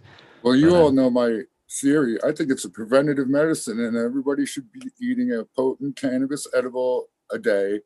Do it before you go to sleep. And when I do that, I wake up right as rain. So, and just to be clear, we are all medical doctors. We are all medical doctors. This is advisable advice. You can take it to the bank and then sue us if we're wrong. You can take our medical licenses. We don't care. You know what? I'm the only one that I've seen, medicate. So at least I might not be talking the talk, but I'm walking the walk for everybody here. Yeah, I get like you know what? There's two kinds. I've often said that I don't typically use traditional Chinese medicine, but I suppose in a way I do. I drink tea all the time, and Camellia sinensis, and then cannabis sativa, right? And that's thought to be originated in I would argue if you ate mushrooms, there you go, which is very prevalent in Chinese food. Come on, man. Absolutely right. So much medicine there. Those are herbs, quote unquote, as the Chinese would call them, but we know them as mushrooms. And I mean, when I say that, the TCM sort of community, but yeah. Oh, Linger is another one. So I guess that's Oraceae or Ganoderma, right? So to get back on the cannabis medicine side of things a little bit, we had a question from the chat a while back. Thank you to the American one for pulling this from Justin AKS. I don't know if that's, or maybe it's supposed to be asks, but is there any guidance when to use Microbe Plus and Bokashi? And Brandon, you've been quiet over there, and that is your product from your company, Bokashi Earthworks. So I wanted to give you a chance to go ahead and answer that how you'd like. Sure. So I use the Microbe Plus as a biological inoculant weekly, the same day in every single garden. It rotates. So I have 3 different rooms. So like on Monday, room 1 will get it. Tuesday, room 2 will get it. Wednesday, room 3 will get it. And I do that every single week throughout the whole entire cycle. I use that to help solubilize calcium, phosphorus, increase the nutrient cycling capacities of those soils, and to help with pathogen suppression. So those types of pathogens they don't play well together. So the inoculations really just help the soil fertility and health overall. And then you get the benefit too from the secondary metabolites produced by that particular consortium. And then what was the second product that they asked about? Micro Plus and Bokashi. Before you go on to Bokashi, though, I want to say the Micro Plus, and not to be like a sellout because I actually paid for the product and bought it from you, but I fucking love the Micro Plus. Like next to worm castings and maybe even like up there tied for first place. That's like my favorite product I could put into a soil. Like I use it maybe every 5 or 6 days or once a week roughly. And the plants just are so happy after I use it. And I love how it smells. Like shake it up in that little jug and pour it into a shot glass, add that to a gallon of water. It's easy to use and super effective. So cheers to you on that, because I like the Amino N Plus too, but that Micro Plus is like, I could recommend that to anybody and feel really confident that they'll like it because it's crushing in my garden and it has so many benefits. It is. It's a super biologically active product, and I'm actually trying to source like a decarb type of cap for the bottling, so that way it can like off gas, because it is really active still. That's one of the things that I'm working on right now. I'm working on some new labeling and stuff. Bokashi is really interesting because you can make your own Bokashi with the Microbe Plus. That's what I use to create it. And essentially you can ferment any type of nutrient that you want. Like if you know that your plant is going to need a ton of nitrogen and potassium in veg, right? You can take an input. Let's say you can take your amino acids, or you could take alfalfa or another. I prefer, plant-based inputs. You find the ones that have those nutrients that are most available, or you find single source mineral inputs, and you can solid state ferment them with the wheat bran or a rice bran, or really any type of kind of bran substrate. And essentially what's going to happen is through this fermentation process, the biologicals consume and break down the organic compounds, and they mineralize the compounds and make a lot more of what's in there biologically available when they are introduced into the soil system. If you make your own, you can just kind of, I really recommend that people really try and experiment with it, because you can create your own inputs, and then you can also do the same type of biological ferment. It's called a solid state ferment with your waste, and then you can introduce that back into the system. That's what I've been doing at my facility that I'm the cultivation science director of. I do a ferment because I do a huge defoliation, clean up all the bottoms before we flip. And so there's a lot of material, and we'll mulch that, ferment that. And then when that crop is harvested, all of that fermented green waste goes back into that soil system. That sounds like a great system. I just wanted to say shout out to 130 who are watching us live. About 60 of you have already hit that thumbs up. If you're enjoying the show so far on YouTube, you can go ahead and hit the thumbs up and subscribe if you're not already to the Cheap Home Grow.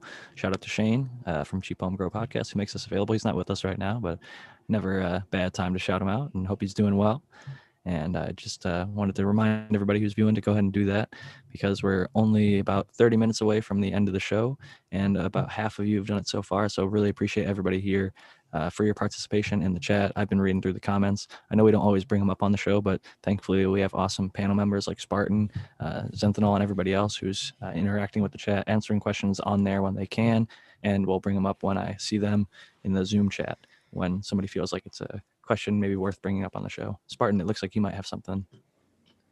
There was a thing, it's very long ago, but somebody was asking, we used to have these podcasts would go to a audio podcast form, and they haven't been doing that lately. And they're wondering if that's coming back or not. So Good question. I've whenever somebody asks me that, I just refer them to at Cheap Home Grow Shane, because he's the one who has the ability to do it. He manages the Anchor account. Like Anchor is an app that posts to all the podcast platforms. I use that for Greenstock Talks, for example. I've stopped posting there because I'm working on the book and everything still, but he could do it. I think it's a matter of he's busy with life and work and everything else. So if one of us could figure out, we could reach out to him maybe, and one of us might be able to try and get that going on the back end. He could probably give us account information, login passwords, and all that good stuff. But right now it's just a accessibility thing. If I could do it, I would do it. I don't have access to the account.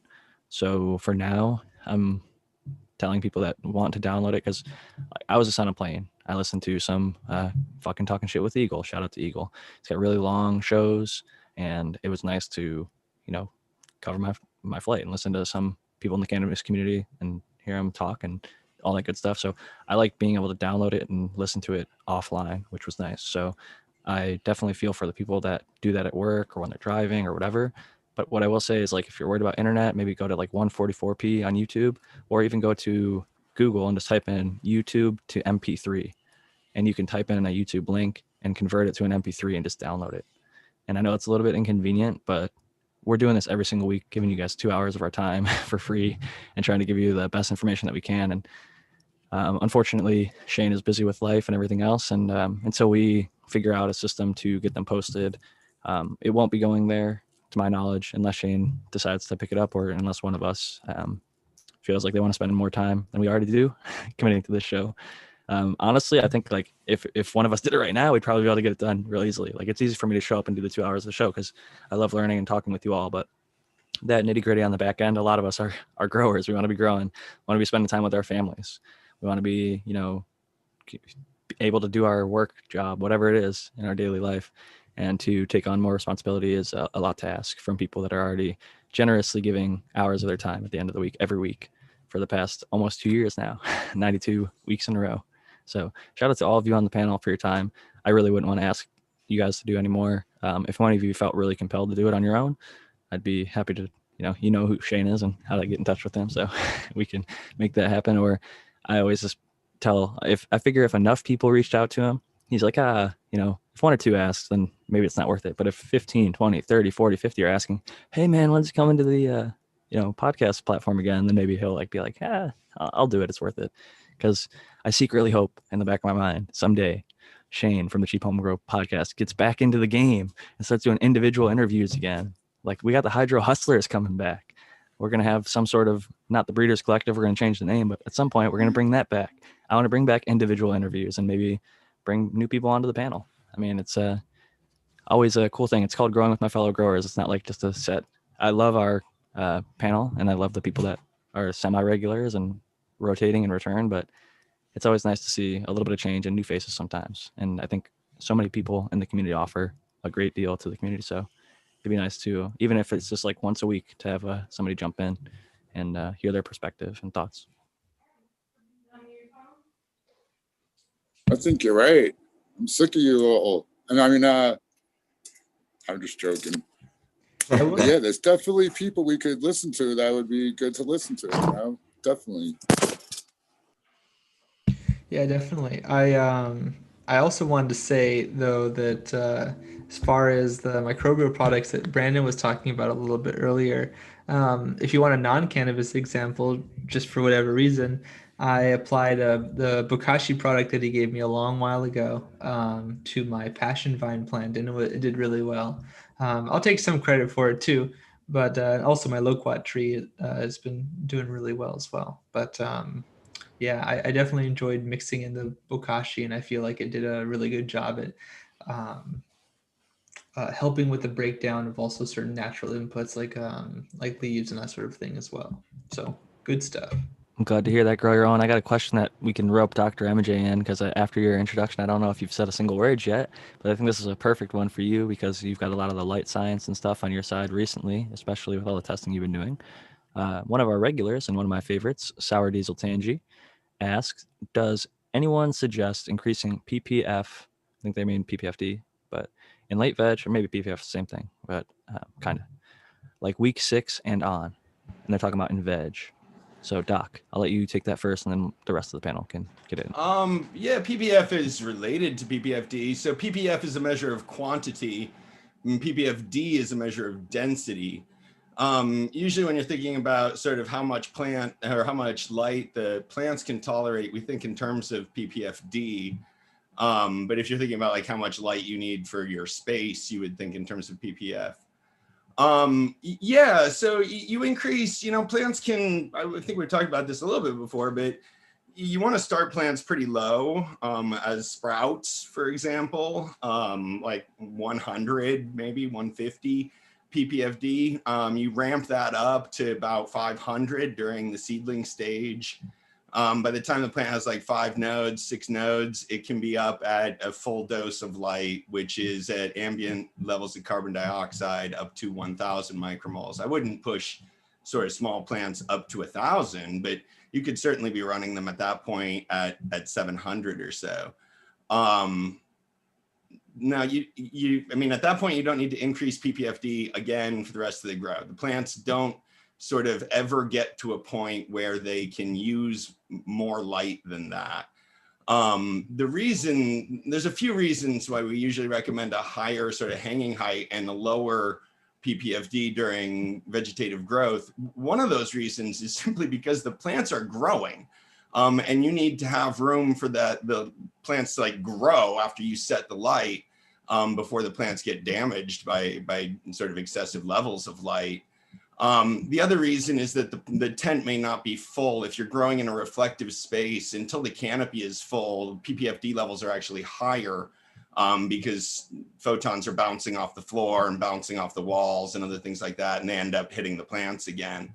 So you would need a higher hanging height in veg even to get that same sort of ppfd levels. And generally, once the plants sort of get through this stretch, then you can lower the lights down because they're not growing anymore, and you can set them sort of right at that level that would maximize the usable ppf that arrives at the canopy.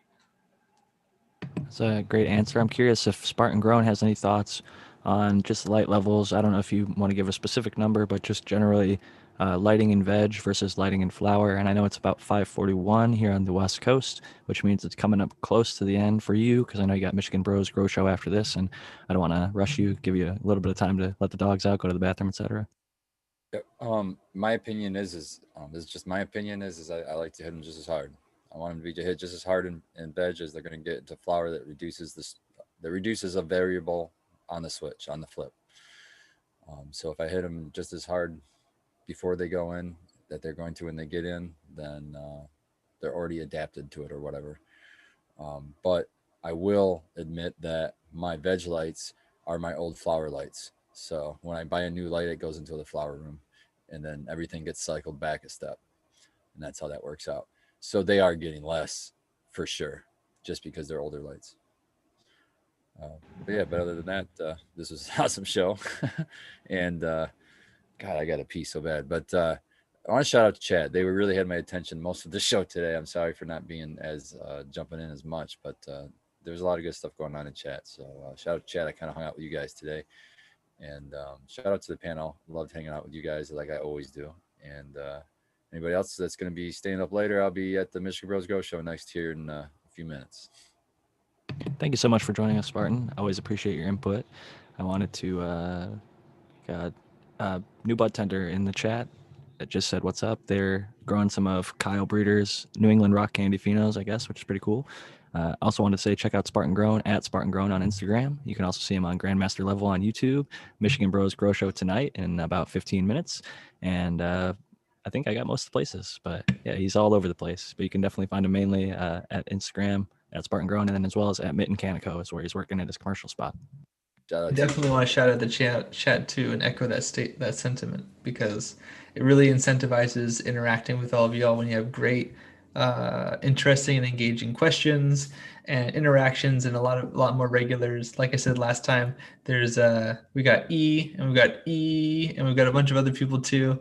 Cheddar Bob 13, that sort of thing. Australian grown, Smart Poker. So, anyways, Before I jump away, I just want to thank you, Jack, man. You're a rock star. You're always killing it for me, man, when I'm forgetting shit. Thanks, dude. I try my best, man. Hostly duties. It's good to be back in the host chair again tonight. I always love talking to you all, and it picks me up, even if I've had a bad week or a rough week or whatever. It's always great to talk to all of you. I want to give a big shout out to Brandon Rust. I believe it's at Rust Brandon on Instagram. No dots, spaces, underscores. Peace out to Spartan Grown. Thanks again for joining us. Brandon Rust left earlier. His family got back, and he's going to have some dinner with them. So he jumped out without getting to say goodbye. You can find him at Bokashi Earthworks primarily. That's his business account on Instagram. Should be up all the time. He's also at Russ Brandon, and he's got a new one for his greenhouse. I didn't get to ask him too much about, but you'll have to check out some of his posts on Russ Brandon, showing off some of that greenhouse with those living soil beds. Looks pretty badass, but it's early stage, so I'm really excited for him, and I look forward to see what he's able to produce out of there. Aaron the Grower, I know you're also going over to Oklahoma with some greenhouse projects. Do you want to talk a little bit about that before we go? Sure. I'm going to be setting up a 30 by 100 foot greenhouse, fully automated light deprivation. Me stepping up my game from my, hillside pulling tarps with the buddies 7 and 7.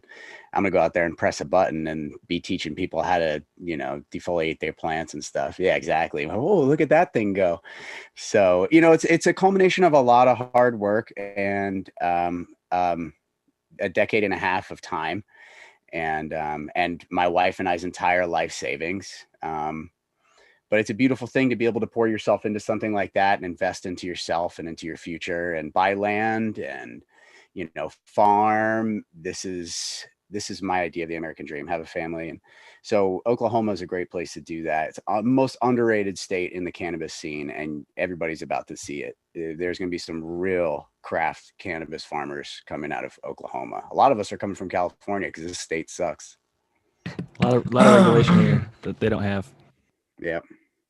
I would say it's like not to like be offensive, but like the Rookie of the Year award, or like the best new grower award, or like the best new state. They're like on the rise, the most potential, I would say, because they have a ton of talent that left frustrated states, whether it's California or red states, where people were just, honestly, there were some people in the red states that were just killing it for years, and maybe it was pro science, whatever, but they made their living on it. Like they had to get crops after crops after crops to like keep the bills paid and keep their kids Dude, fed. I'm from and all that Florida good stuff. originally, bro. Like, me, like Miami Mango, there's a whole bunch of companies like Critical. There's a whole bunch of companies that were from Florida that were like either my homies in Florida or were doing the same thing as me, like down the street. Swamp Boys.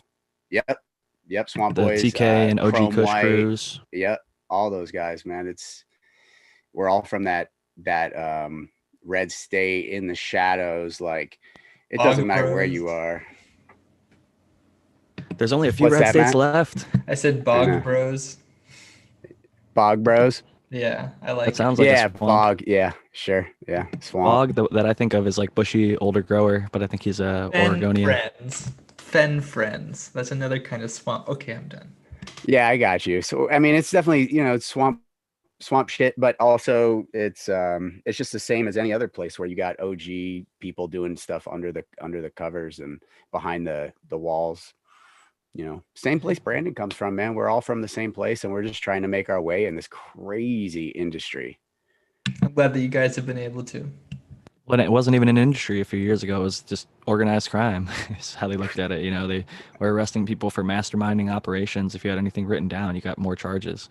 So it was like, the reason that it's so hard for a person like me to write a book about cannabis strain history is because so much of it was burned every single season. At the end of the year, they'd burn the notes or they'd hide them meticulously. And still, a lot of people don't feel comfortable to share. I'm in California, where it is legal to grow your 6 plants. We've had medical rights since 1996. 2018, it was legalized for anyone 21 and up. And still, people like myself feel like a good reason to kind of stay a little bit behind the curtain and like have some anonymity, because I just read an article the other day. Unfortunately, a young man was killed over 1 ounce of some probably low grade shit in the Midwest. He was killed over 1 ounce. 2 of his buddies fucking robbed him and it turned into a shooting, and he got killed over 1 ounce. We all get an ounce off of our home man, grow. you could get killed for a Hello Kitty sticker out in these streets. It's crazy. Yeah, but it's just like a lot of home growers don't, I'm just growing 1 plant, I'm just growing this, just growing that. I have a guy in India who told me like it's like $1,200 for an ounce of what he home grew. It's like 90,000 rupees. So I'm like, dude, like don't tell people that you're growing. Like only the people that you're selling to, hopefully your friends or whatever, and be safe. Like, that's the number one thing. Definitely be safe no matter what you're doing. I'm excited to see both, hopefully, because I think didn't the UN recently vote? It just changed its like categorization. I think they are calling it a medicine now, or it's like no longer as harmful of a drug as some of the other classes. I hope to see it more in Southeast Asia. I want to see that sort of area flourish quite a bit. Needs a resurgence big time because Yeah, it's one of the definitely. origins and some of the best shit in the world. And a lot of people's like Thai and like some of the Chinese things. Like, India, China, yeah, definitely. some of the richest history as a medicine and just like even like hemp, some of the best like and most organized hemp growing. And I think China still allows some hemp, but I could be wrong. It might be. There is some I mean, it's hard to comment on it, right? But I think that there is some industrial hemp being made in places, rural and that kind of a thing. Certainly, people get their research chemicals from there, and that's definitely not legal. So it's a case of the sky is big and the emperor is far away. You know, if you can get away with it, that's great. But it's great until you can't, and then it's really bad. Really bad. Some pharmaceutical company got caught for selling 3.2 billion. I might mess up these numbers. $3.2 billion worth of precursor, and they were charged like $1 million in fines. And this continues and just goes on and on. It's crazy. Yeah, Most people never see there's any something to jail be time. said of that regularity, is there not? So, but I just want to say that shout out. And that's one of the reasons why I'm so excited to be collaborating with somebody from India, an agricultural professor. Came up to me and said they wanted me to help write these chapters about cannabis pests. So it's kind of close to my heart because I think that that's a really great place to see this facilitated. So we'll see how that goes. The more So we can write excited for that.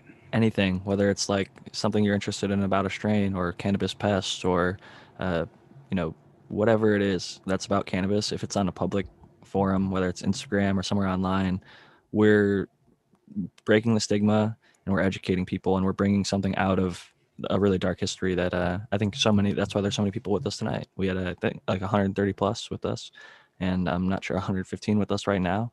And people are just really craving the information. And I'm happy that everyone here has a lot of experience and knowledge to share. And with no further ado, I guess we've only got about 8 minutes left before the 6 o'clock hour out here on the West Coast, 9 o'clock on the East Coast of the US. And I want to say thank you to all my panel members before I allow them to give their final shout out. So thank you all again for joining me. It's always a pleasure. I learn a lot from every single one of you, and even the people who are not with us, like the people who've already left this week and the people who weren't able to make it, like the Noah the Growers and others who are regulars and maybe not so regulars. So shout out to everybody. Thank you so much. And first, I'll go like I did earlier, starting off with the American one. Hopefully I catch them off guard. No, I am ready. Thanks, Jack, for hosting. You did an excellent job. Thanks to the panel, everyone in chat. It was an excellent show tonight. Yeah, I'm the American One on YouTube, the American One with Keens on IG. If you search the American One on IG and find the little guy with the American top hat, that's me. And yeah, that's it. Thanks, guys. Thank you, the American One. Always a pleasure. I love your accent, and I think the people enjoy it, even if they can't see you in the little box on YouTube. A lot of people are probably like myself who listen in when they're driving or whatever they're doing. So much appreciate you being here and sharing your thoughts and spending the time to be with us on a Sunday. Next up, we've got Kyle Breeder of Predicated Breeding. It was close enough, Jack. Yeah, glad everybody's here. I'm glad we still do this. I'm glad that we're still helping people. That's the biggest thing of it all. Sometimes I'm not too involved, but I try to be. I definitely, some of the knowledge that you guys have, I don't have, but I mean, we all have our own specialties for sure. But yeah, if anyone is looking for feminized seeds, you can check out my website at the letter P followed by breeding.com. If you want to check out any of my social media and chat it up, if you have any questions about breeding or anything really, I'm usually on there a lot and respond. You can find me on any social media platform at Predicated Breeding, and hope to see you guys next week, and stay safe, everybody. You stay safe as well, Kyle. We always appreciate you, and definitely check him out for feminized seeds. I know you'll never get them from me. I'm a regular seed kind of guy. Nothing wrong with either one, though. I think they're both great. I really love that Kyle's putting out great work to the community.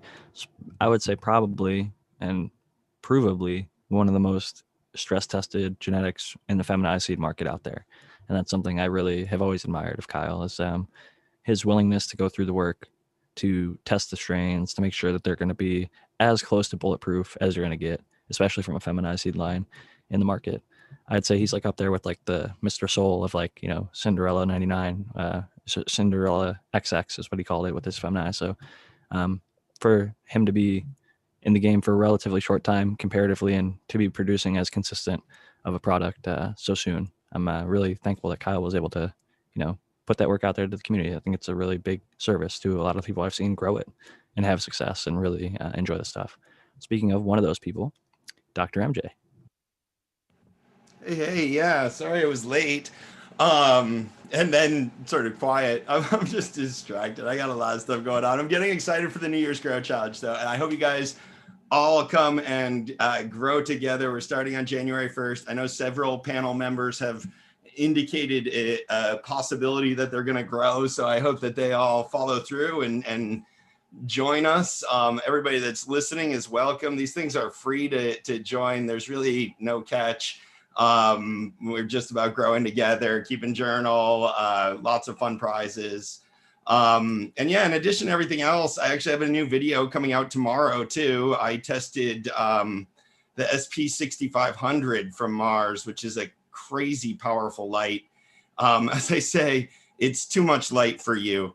But it's still an interesting video. I get into some of the things that we were talking about today with light levels, and I look at using it both with and without supplemental carbon dioxide and sort of talk a little bit about the relationship between PPFD and carbon dioxide. So that's going to drop tomorrow. You guys can check out my YouTube channel, find me on cocoforcannabis.com, follow me on Instagram, and of course, sign up for the New Year's Grow Challenge, cocoforcannabis.com/challenge. Thank you so much, Doc, and definitely check out his stuff because, like you said, it's free to join. You have opportunity to win lights and other cool gear and things like that. There's really no catch. It's growing together. No one's going to shame you. It's all about people helping each other out and just growing together, and it's the spirit of collaboration in the community. So, Doc, really appreciate what you're doing for the community as well. People should definitely check that out. Next up, we have Aaron the Grower. It's me, and thank you for having me. I had a lot of fun with the chat tonight. I think that it was there was a lot of like really heartfelt interaction and good questions. And sometimes I like talking about stuff that's just a little bit outside of our normal bubble, like Lyme disease and stuff like that. So that was a lot of fun for me. Always fun with the panel. You guys are really smart. I too learn a lot from all of you guys. I appreciate Spartan for wearing my gear. That's a huge, makes my heart so warm. And really just having all you guys, you know, support some of my small projects really does warm my heart. That said, I'm starting up the YouTube channel. I'm going to make like a little introductory video, tell everybody what it's all about. I have like some really cool interviews lined up. Future 4200, Clackamas Coot, some of these guys in the industry that people don't often get to hear their real story. You know, maybe you know about Clackamas Coot's soil mix, but you don't know like the drama behind his whole life. So I want to talk about some of this more interesting, less touched on stuff at the same time as we learn about growing and stuff like that. So please get over to my YouTube channel and subscribe. The more people that subscribe, faster I can get out there and help share some of this information with everybody that we do here on this channel so well. Get over to atgacres.com, get yourself a plant packer. These things are the best way to ship clones. Thanks, Jack, for that little snippet. And I think I might use it forever. So, yeah. I definitely, you know, got to have a good tagline, right? And I think that I believe it. So I'll stand behind it. Shit. Why not? I definitely think that it's more structured than any of the other ones I've looked at in the past. And I think it's a really cool product. So definitely want to shout that out. Like I said, let me know when you're ready. I'll send you one. First one's on me. I'm one of those guys. I wait till I need it. So when I need it, you'll definitely know. Man. No waste. So, Matthew Gates, you are the final one before myself. I have to echo the statement about the chat being really engaging. I really enjoyed the cool conversational points that many people brought up. Really good questions, you know, unique questions. It's always good to go over the same sort of questions that many people will always encounter because they're common. But I also saw a lot of really cool, unique ones too. So very good chat. Really appreciate the interactions. Great seeing the people who have been here week to week, month to month, and year to year. I'm Matthew Gates. I'm an integrated pest management specialist. You can find my free pest primer content on YouTube channel Zenthanol, the account that I was using here in chat. You can also find me on Instagram at SyncAngel and Twitter at SyncAngel. Thank you so much for joining, Matthew. I totally had a thought and I spaced out, but that's totally fine. Oh, you know what it was? I think it was that Eagle Gardens is going to be on this evening. Fucking talking shit with Eagle. I mentioned him earlier. He was who I was listening to on my flights to and back from Ohio, and he's on 11:30 p.m. typically. So that's, I think it's 8:30 p.m. here on the West Coast. And after this show, they've got 1 minute to Michigan Bros Grow Show, which many of you know. And also there's Candid with Canna Queen. She does interviews one-on-one on Sunday nights at 6 o'clock on the West Coast as well. So if you're not going to go over to the Michigan Bros Grow Show, check out Candid with Canna Queen. And Aaron the Grower, I had one thing I've mistakenly said in the past, and a lot of people are probably like, hey, you guys are wrong about that. You don't need 1,000 people to subscribe to you to go live on YouTube. I figured that out. And I think that was through Candid with Candy Queen. You can expect lives because, and I want to hit everybody on the panel too. I'd love to get a one-on-one interview with everybody. So, let's all help each other. And got to refresh them, right? We lost probably almost all of them off the Cheap Home Grow.